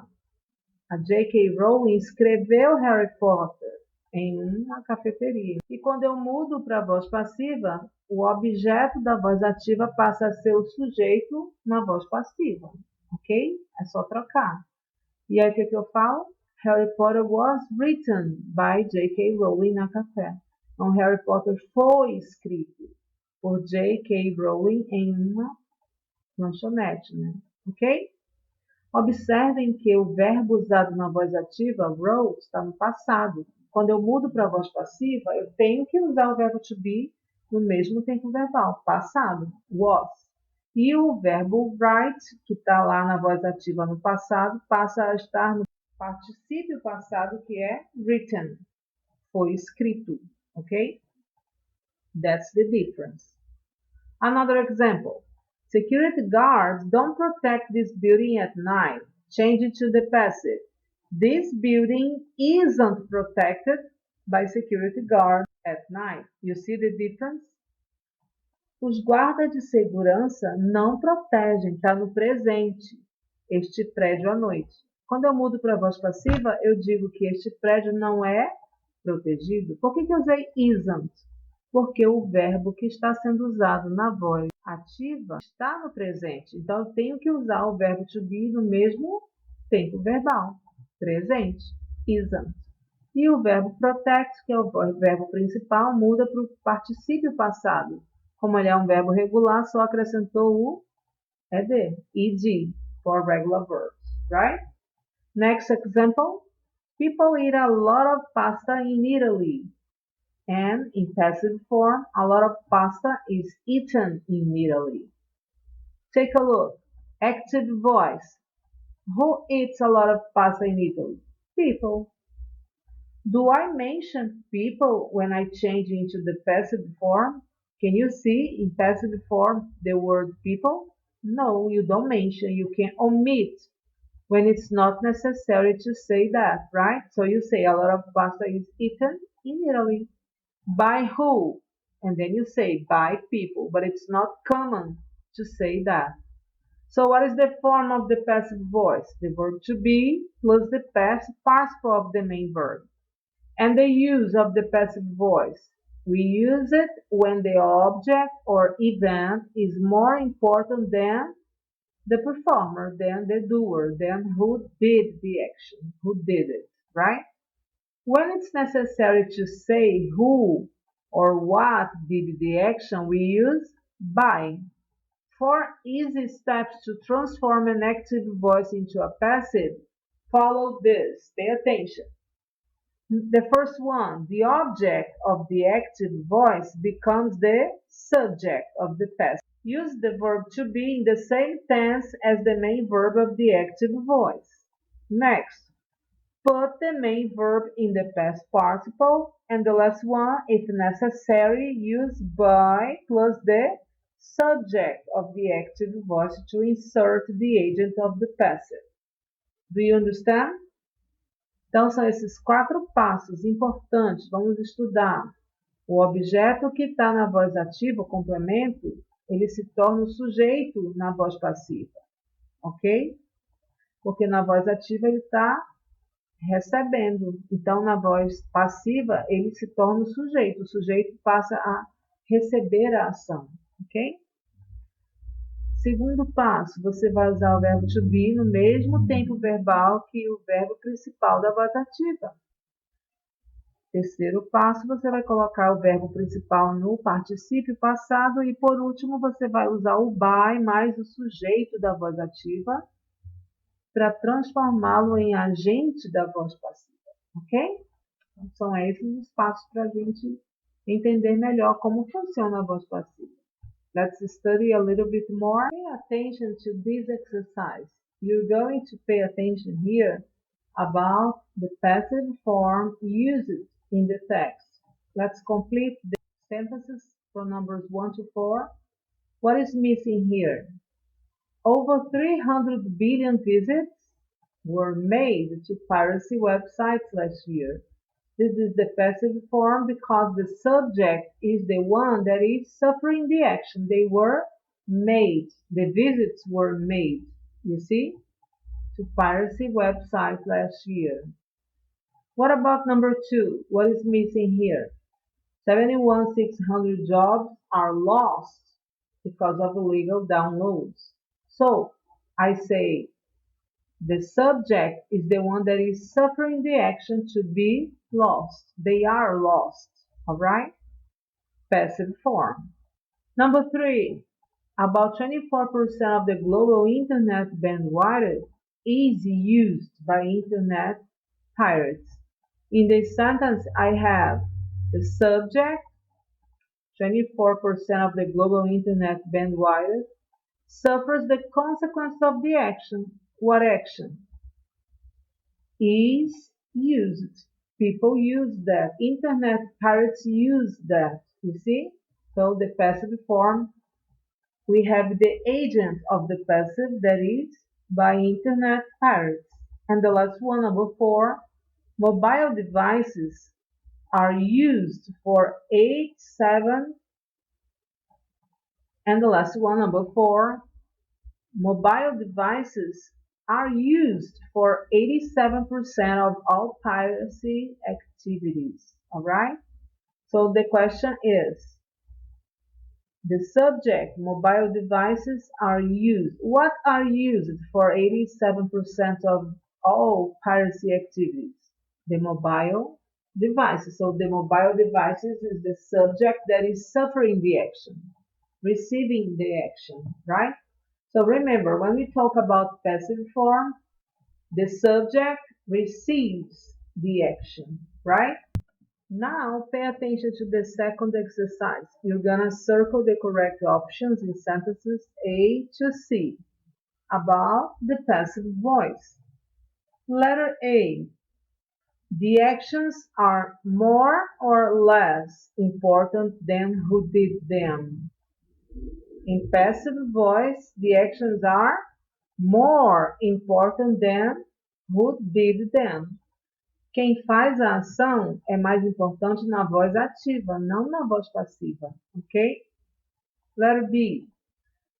The verb to be is, are, was, were, is always, or is often used in passive sentences. O que se usa sempre ou frequentemente esses verbos is, are, was e were, que é o verbo to be? The answer for letter B is always. Sempre. Sempre se usa is, are, was, were antes do verbo no particípio na voz passiva, ok? Letter C. The main verbs are in the simple past or in the past participle. Na voz passiva, os verbos principais da voz ativa são transformados no mesmo tempo verbal. Então, você tem que observar qual é o tempo verbal que está sendo usado na voz ativa para ser o mesmo tempo verbal da voz passiva. Mas o verbo principal ele está no simple past ou ele está no past participle? Resposta correta para a letra C, letter C, past participle, sempre no particípio passado, ok? To finally finish, number 2. Look at the sentence 3 in A and complete the rule. Let's pay attention. What do we use here? We use by plus a noun to specify who did the action. Então, toda vez que eu quero falar do agent of the passive, do agente da voz passiva, eu sempre vou usar o by, a preposição by, antes dele. Let's practice a little bit more. You're going to complete the posts here from numbers 1 to 4 on the forum with the verbs create, invent, pay, reduce, share, and upload in the passive form, right? There is one verb here that it's not gonna be used. It's extra, right? Let's do that right now. Which opinion or opinions do you disagree with? Okay, so let's check the answers. Number 1, you say singers and movie stars are paid millions of dollars. All right. Number 2, computers were created and the internet was invented. Right? Number 3, you say if speeds are reduced. And the last one, number 4, every time a file is shared illegally, money is lost. You see? Let's try a new exercise. So you're going to read the questions here from numbers 1 to 5 and circle the correct answers. Let's check the answers later. So first of all, pay attention. Number 1, when were the first iPhones released? What is the meaning of release? Release means lançado. So when were the first iPhones released? Então, quando que os primeiros iPhones foram lançados no mercado? Released. Letter A, 2006, B, 2007, or C, 2008. Number 2, what were the first words that were spoken on the moon? Então, quais foram as primeiras palavras que foram faladas lá na Lua? A, God bless America. B, that's one small step. Or C, hi mom, look where I am. Number 3, which music act is considered the best selling of all time? A, the Beatles, B, Madonna, or C, Elvis Presley. So which one is considered the best selling of all time? Number 4, where is the Wimbledon Tennis Championship played? In New York, letter A, B, Sydney, or C, London. And the last one, number 5, when was the World Wide Web invented? Do you know when we type for our web page, we type www. Remember that? World Wide Web. Então, quando foi que a rede mundial, de alcance mundial, foi inventada? Letter A, in 1989, B, 1990, or C, 1999? So which year was the World Wide Web invented? Letter A, B, or C? Let's check the answer. Number 1, letter B, 2007. Number 2, letter B. That's one small step. Foram as primeiras palavras faladas lá na Lua, né? Que era pequeno passo. So number 3, the music act that is considered the best selling of all time is letter A, the Beatles. 4, it is letter C. So this championship is played in London, the Wimbledon Tennis Championship, right? And number 5, the World Wide Web was invented in 1989, letter A. Did you know about that? Are you curious about other things? Pay attention to this example. Here in the question 7.4, who was Instagram created by? I'm asking about who, the person that created Instagram. But this question is in a passive form, right? Because I'm talking about who was Instagram created by. The subject is receiving the action.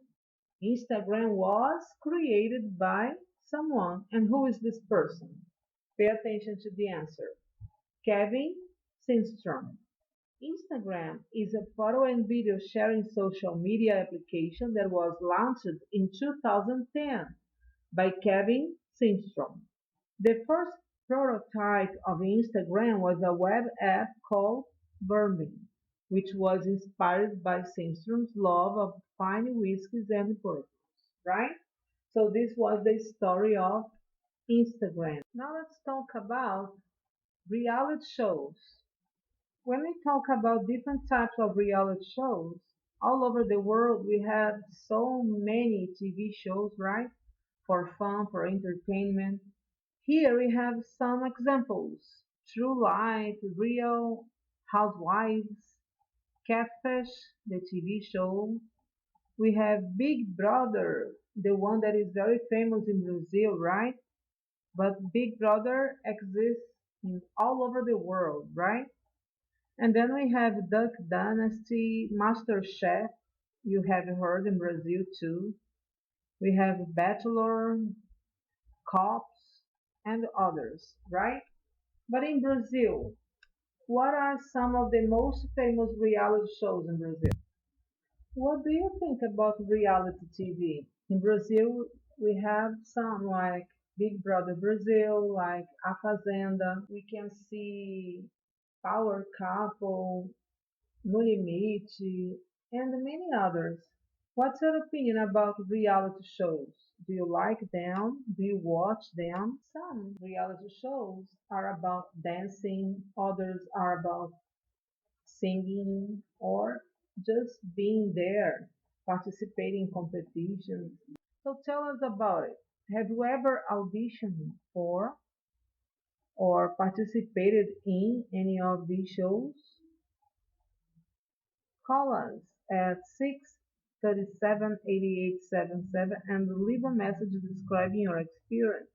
The best stories will win an extraordinary and unique prize you'll never forget. So, which reality shows have you ever watched in English? Have you ever watched any reality shows in English? Do you understand the language well? Do you watch it with subtitles? Number two, which reality shows have adapted versions for your country? Do you think Big Brother Brazil it is an adaptation about any other TV program? Is there Big Brother in other countries? What about number three? Which reality shows have celebrity judges? Do you know any? In Brazil, we have The Voice, you know? We have celebrities being the judges of the singers, right? What about other TV shows that you know? Four, which of the reality shows have you watched at least once? Number five, which ones have you contacted to vote? Do you participate in votation? Number six, do you like reality shows? Which ones do you like best? And which ones do you like least? Seven, which reality shows would you eliminate forever if you could? And number eight, which of these is the hardest to win? And number nine, which ones do you think will last the longest? The ones that are really good reality TV for you. Take a look at the picture. I'd love to eliminate the Got Talent show. I can't stand it. You see? It's an opinion. What about your opinion? Reality shows from exercise A in the pictures are they talking about? And why did they want to be on the show? Did they appear on the show? Let's check. Pay attention to the audio script. So, why did I audition? I don't know. I was out of work, so I had all the time in the world to spend hours and hours camping outside the auditorium. Anyway, the big day arrived, and I got there around 5:30 a.m. And wow, it was such a huge place, really huge. There were what 10,000 people standing in line. It was raining torrentially, and they only let us in at 9. Can you believe those guys? Where was I? Oh yeah, well, in the end, they only selected 200 people to audition in front of the show's producers. If your voice was good enough, you'd then advance to the next round and finally sing in front of the celebrity judges. You know, the bad, cruel guys. I made it to the top 200, but during my audition there was something wrong with the audio, and I didn't get to sing in front of the TV judges. Actually, few people get that far, only 40 usually. Yeah, just 40. This was such a disappointment. I'd always wanted to meet the judge. Guess I'll try again next year. Oh, by the way, my name is Bruce, and I'm from New Jersey. So my name is Judy Jackson and I'm from Dallas. I've always been interested in real estate and I have a blog about buying and selling houses. It's quite popular with about 750 visits a day. Anyway, one day someone from ABC or was it NBC found my blog on the internet and sent me an email asking me if I wanted to be considered for the show. You can imagine my surprise. I was chosen to be on TV. Yes, me. She said they were looking for interesting families. Why me? I thought.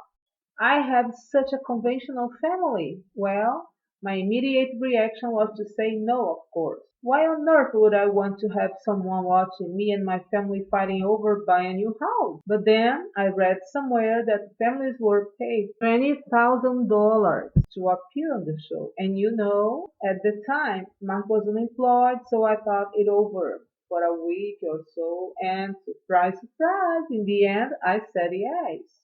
So I gave the woman a call and left a message, and again. I called her at least 15 times. Guess what? All my calls were ignored. All of them. Anyway, 2 months later, ironically, my family had to move house because of work, but we were never on the show. So, which shows are they talking about? Let's try to guess. Check the answers. Bruce is talking about the voice. He mentions singing, right?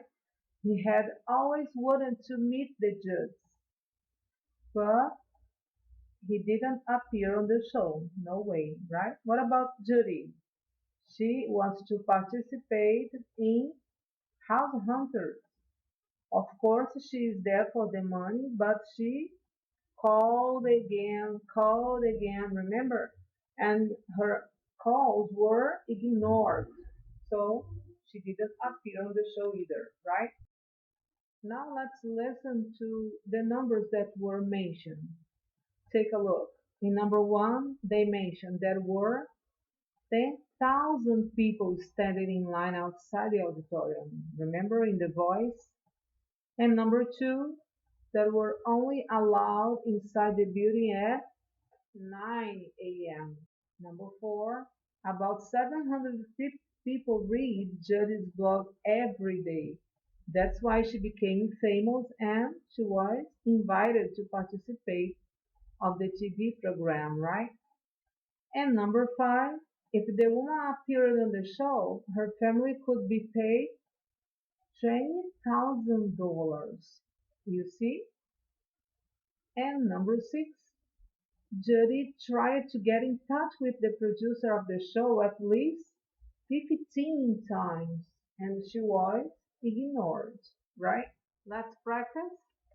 In exercise letter D, you're gonna rewrite sentences 1, 2, and 3 using such. And numbers 4, 5, and 6.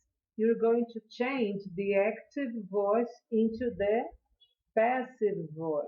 Remember, You have to change the subject of the active voice performs the action, right?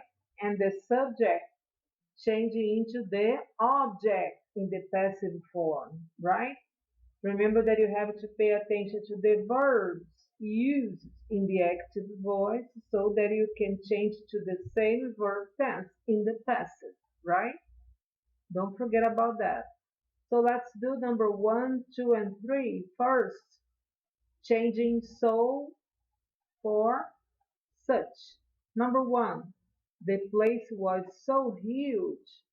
2, it was so disappointed. 3, my family is so conventional. I have what? Number 2, this disappointment. And number 1, it. So what are the answers? Number 1, it was such a huge place. You see? Such a huge place. 2, I was so disappointed. You change it into this was such a disappointment. All right? Such before the nouns, right? Number 3, my family is so conventional. What can you change? I have such a conventional family. Numbers 1 and 3, you have a specific characteristic about something. All right? In number 1, about a place, and family number 3. You are emphasizing that characteristic. It's a huge place. It's a conventional family. Such a conventional family. Such a huge place. In number 2, you have such a plus the noun. All right? What about exercises number 4, 5, and 6? You have to change from the active voice into the passive. 4. Someone chose me to be on TV. How do you change it into the passive? I was chosen to be on TV. I was chosen. Why do we use was? Because the verb in the active voice in number 4 is in the past. Can you see? Someone chose me. All right? And the object of the active voice is the subject. Me, you change it to I. I was chosen. Chose is the simple past tense of choose. You have to change it to the past participle, that is, chosen. So the correct way of the passive form is to say I was chosen. All right? Number 5, they paid families. How do you change into the passive? Families were paid. Were because I'm using the verb in the past in the active voice. They paid families. And remember, paid is the same in the past and the past participle. So you say families were paid 20,000 to appear on the show, right? And last one, number 6. All my calls were ignored because you're talking about they ignored all my calls. So the object changes into the subject in the passive form. And the verb ignore is in the past. So you use the verb to be in the past, were. And the main verb in the past participle, ignored. Why you don't mention they as the agent of the past? Why don't you say all my calls were ignored by them? Because in this case, it's not necessary to mention indefinite pronouns that we don't know. All right? You can omit them. A very good tip for you who wants to speak English fluently, it is to pay attention to these examples. To improve fluency in a monologue, you can, number 1, pause between ideas. While you are speaking, you give pauses to show that you are thinking. Or you can use phrases like yeah or to make a confirmation, right? Number 2, you can repeat words and phrases from time to time for emphasis. And number 3, you can use words like anyway to help you change subject. Pay attention to the examples. on page 171, right? And get more fluent. So, do you remember the two guys that talked about their experiences in reality show? Number one, who do you feel most sorry for? The boy from The Voice or the woman that was ignored? Why? And number two, why is reality TV so popular all over the world?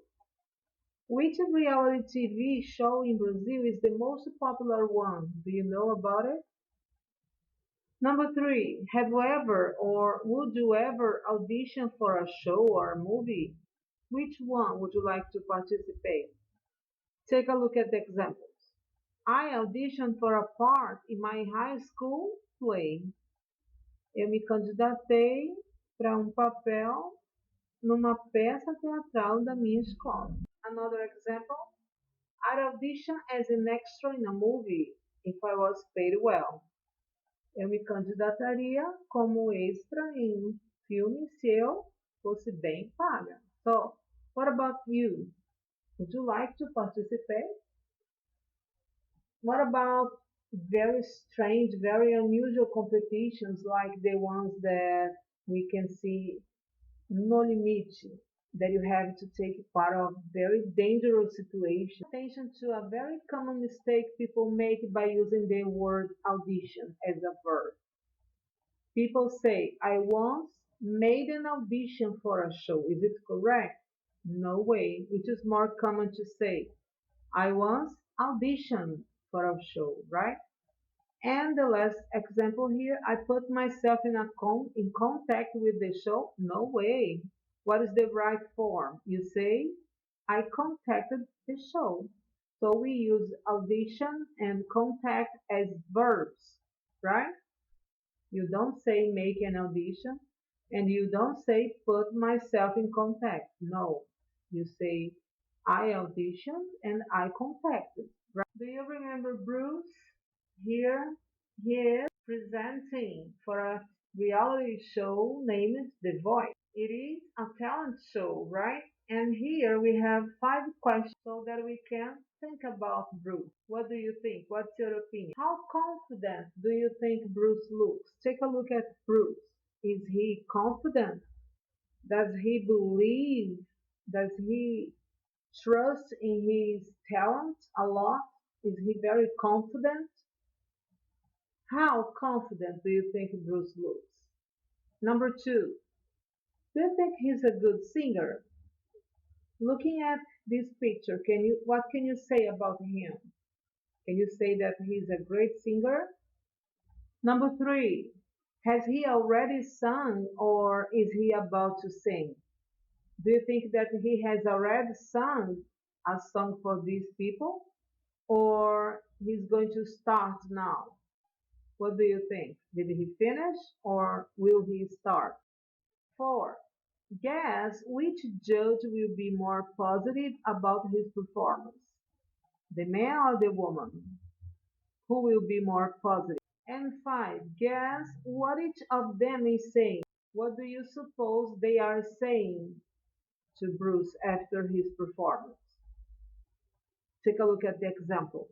I'm not sure if he's crying or sweating. What do you think? Now let's listen and check if your opinion is right or wrong. Oh my God! Simon and Emma, it's such an honor to finally meet you guys. I tried last year, but I didn't make it this far. What are you going to sing? Crocodile Rock. An oldie. Why did you choose this song? I've always liked this song. My dad used to play it on the piano and Okay, go ahead. I remember when Rock was young, me and Susie had so much fun. Holding hands and skimming stones. Had an old gold Chevy, a place of my own. La la la la. Thank you. You've just sung my favorite song of all time. Really? Yes, really. And that was quite an unusual version. I thought it was quite good, actually. But listen, Bruce, I have to agree with Simon. I thought it was unusual, but you're young and you have such a lot of potential, but you're not ready yet. I thought it was quite good, actually. But listen, Bruce, I have to agree with Simon.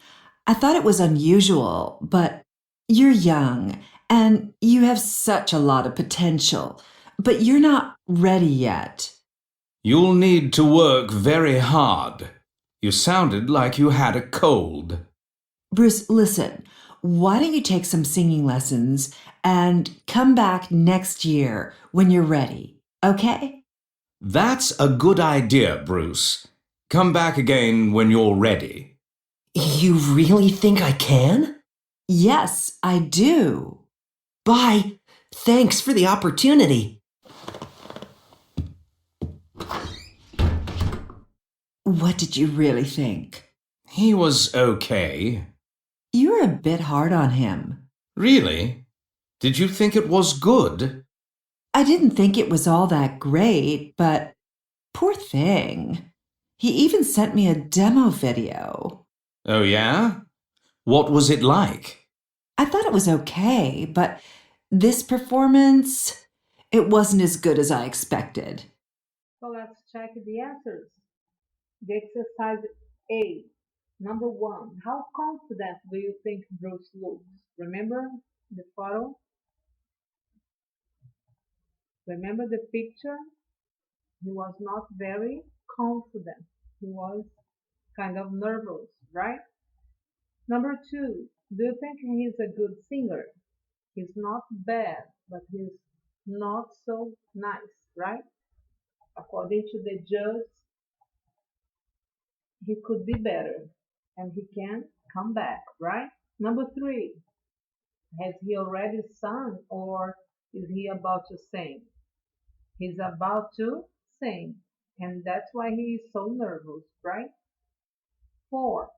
Which judge, the man or the woman, will be more positive about the performance by looking at the picture?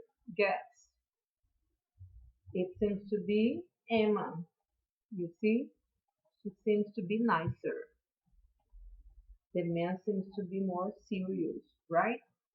And the last one, number 5, it's about what do you think? What is your opinion? What are they saying? All right? Are they being positive? Did they really talk to him in a very honest way? Do you think so? And by now, you're going to match the beginnings. 1, I thought. 2, I didn't think. 3, it wasn't as good. And 4, I have to agree. So you're going to match these beginnings with the endings of these sentences, right?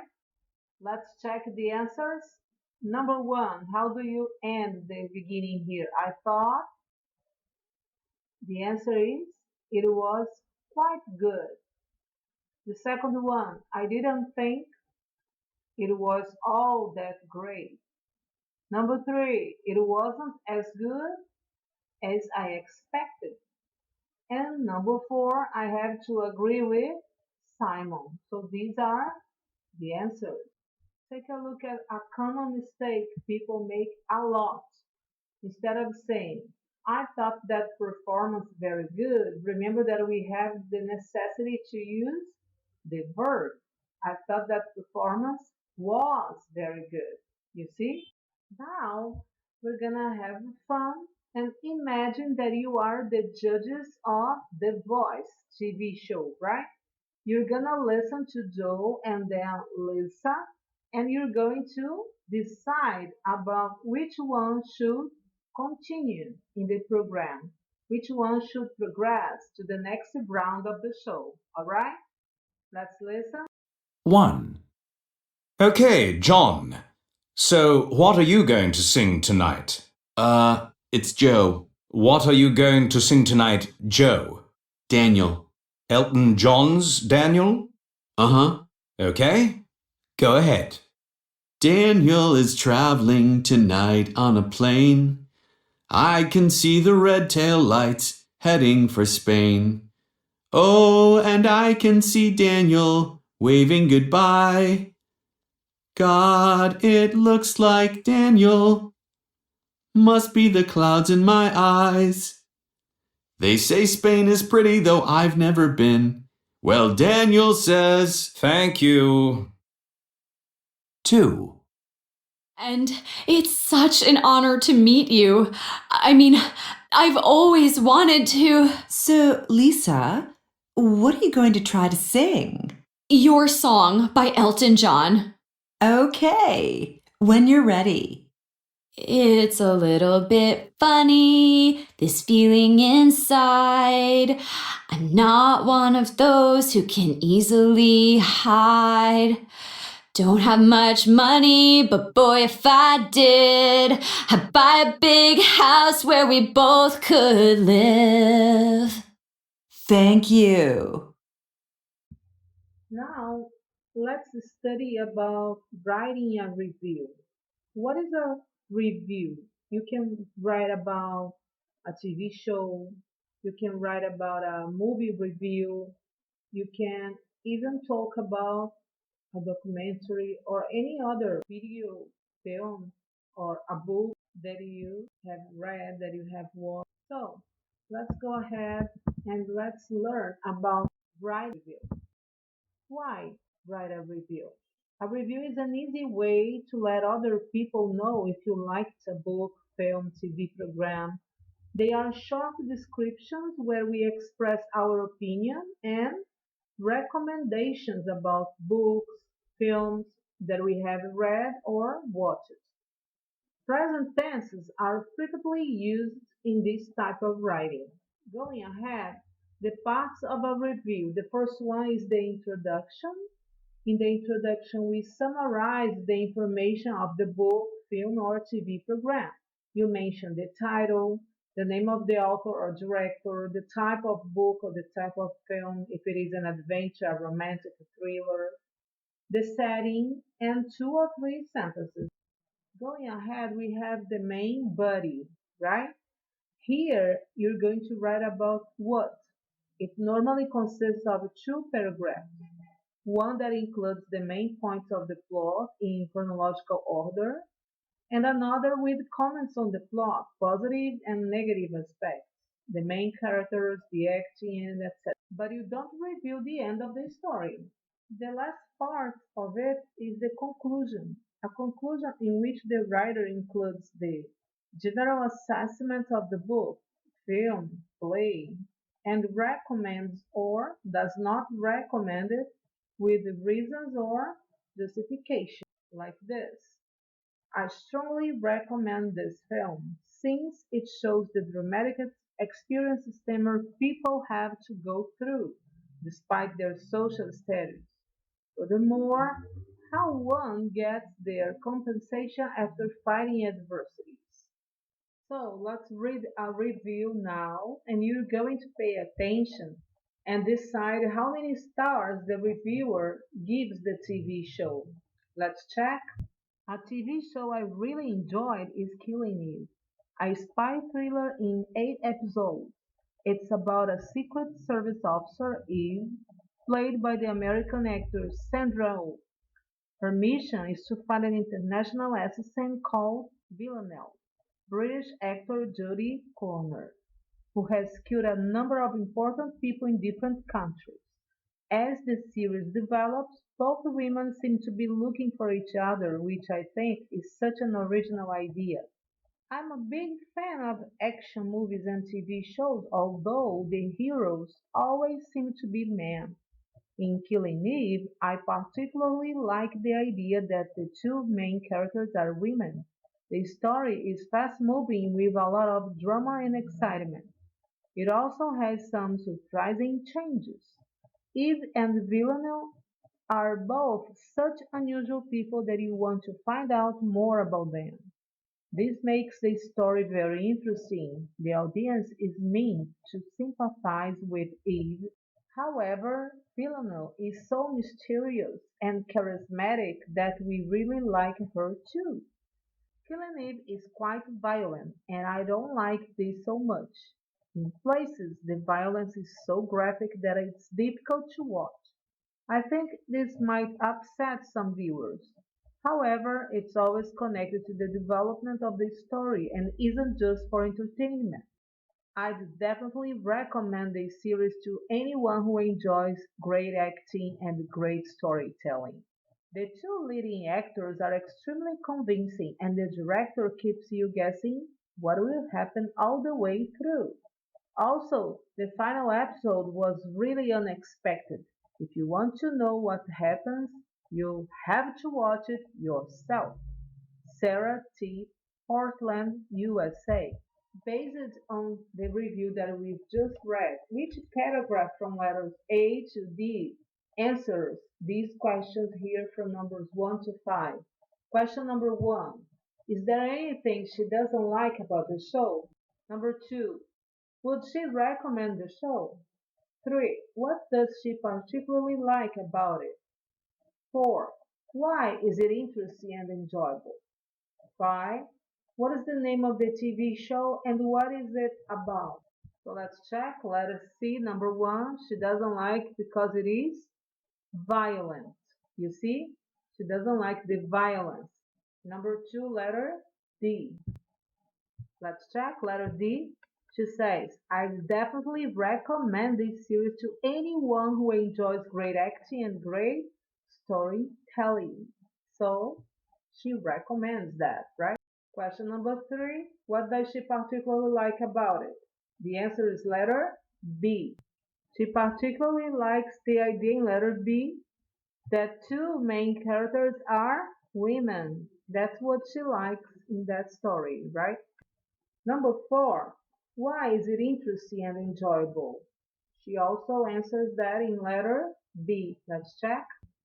In letter B, she says that it also has some surprising changes, right? And they are unusual people that you want to find out more about them. In letter A, she says that is Killing Eve, the name of the TV show. And it is a spy thriller in 8 episodes, and it's about a Secret Service officer played by the American actor Sandra Oh, and her mission is to find an international assassin called Villeneuve. Now let's study the highlighted and underlined words in the review. Pay attention to the rules and let's review and study together. What do we use to add extra information? And what do we use that we can start a sentence or go before the verb or the adjective? And what does it go at the end of a sentence that is highlighted there in the text? And what can you use to introduce a contrast and opposite idea? What about the things that we use with adjectives, with uncountable nouns, and with countable nouns? Let's check and complete the answers here. Take a look at the highlighted words here. In the second paragraph, we have although. What is the idea of although? The person here says, I'm a big fan of action movies and TV shows, although the heroes always seem to be men. So although has the opposite idea, right? Now pay attention to however. However has the same idea as although. However brings this idea of opposite. You see? What about also and to? Also and to have the same meaning. They mean também, but also we use in the middle of the sentence between the subject before the verb. When we have the verb to be, we use also after the verb to be, right? We use also before any verb, but after the verb to be. So you say it also has some surprising changes, all right? And to, we use to in the end of the sentence with the same idea as also, também. All right? And take a look at here. In the beginning of the sentence, we can use also. In paragraph B, we are using however in the middle of the sentence, connecting two sentences just the same way as although. But in the paragraph C, we use however in the beginning. It has the same idea, opposite idea, right? And letter D, paragraph D, also is used in the beginning of the sentence, and it brings the idea of addition. Now let's check the exercise and complete. Let's check the answers. We use also and to add extra information. Both mean the same, também, right? Also can start a sentence or go before the verb, except the verb to be, and before an adjective, right? And to goes at the end of a sentence. However and although have the same meaning, but we use however and although to introduce a contrast. Both have the same meaning, all right? We use so, that with adjectives, and we use such with uncountable nouns, and such a or such an with countable nouns, right? Did you get it? Let's complete the sentences here by using also, although, however, or to. Remember that you can use more than one answer here, right? Number one, starting the sentence. And what is the idea here? The visual effects were amazing. The sound was too loud. Number two, the leading actor was brilliant. The other actors were very good. Number three, the story is very complicated. It keeps you guessing right to the end. And number four, the violence was graphic. It was important to the story. So let's complete. And here are the answers. Although the visual effects were amazing, the sound was too loud. In the beginning of the sentence, we used although, right?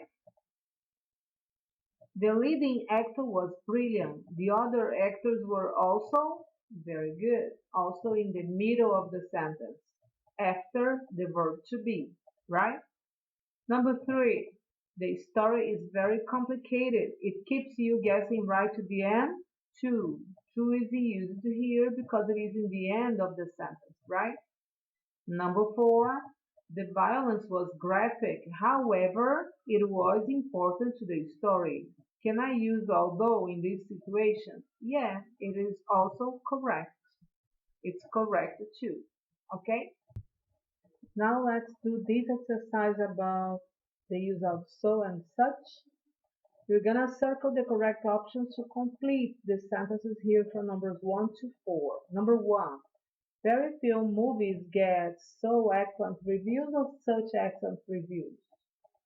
Number 2.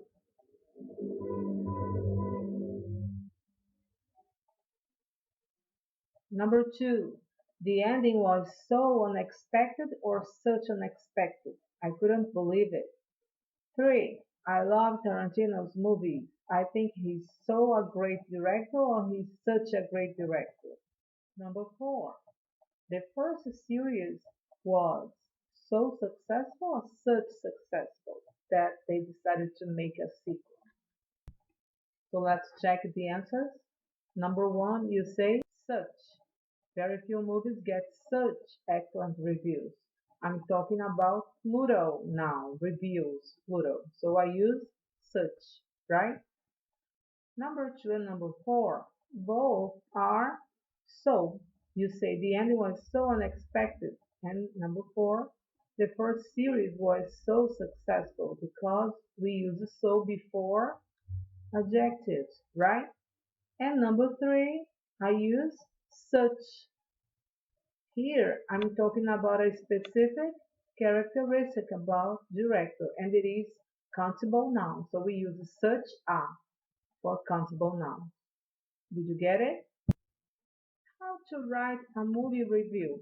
Remember that you can follow this structure here by using the last move I saw was, and then you write down here the name of the movie, It's a, you're writing here the genre of the movie. It is a comedy movie, romantic movie, horror movie. Staring, what is staring? Staring means estrelando. So which actors are staring here in this movie, right? And then you say the names of the actors that participated, right? And then you give your opinion about the movie, if you like it or not. And say the reason by using one adjective to show if you really like it or if you didn't, right? You can say, I like it because it is interesting, you see? And then you say if you would recommend it or not. Thanks for watching. If you have any questions, please talk to me. Thanks for watching. See you in the next video classes.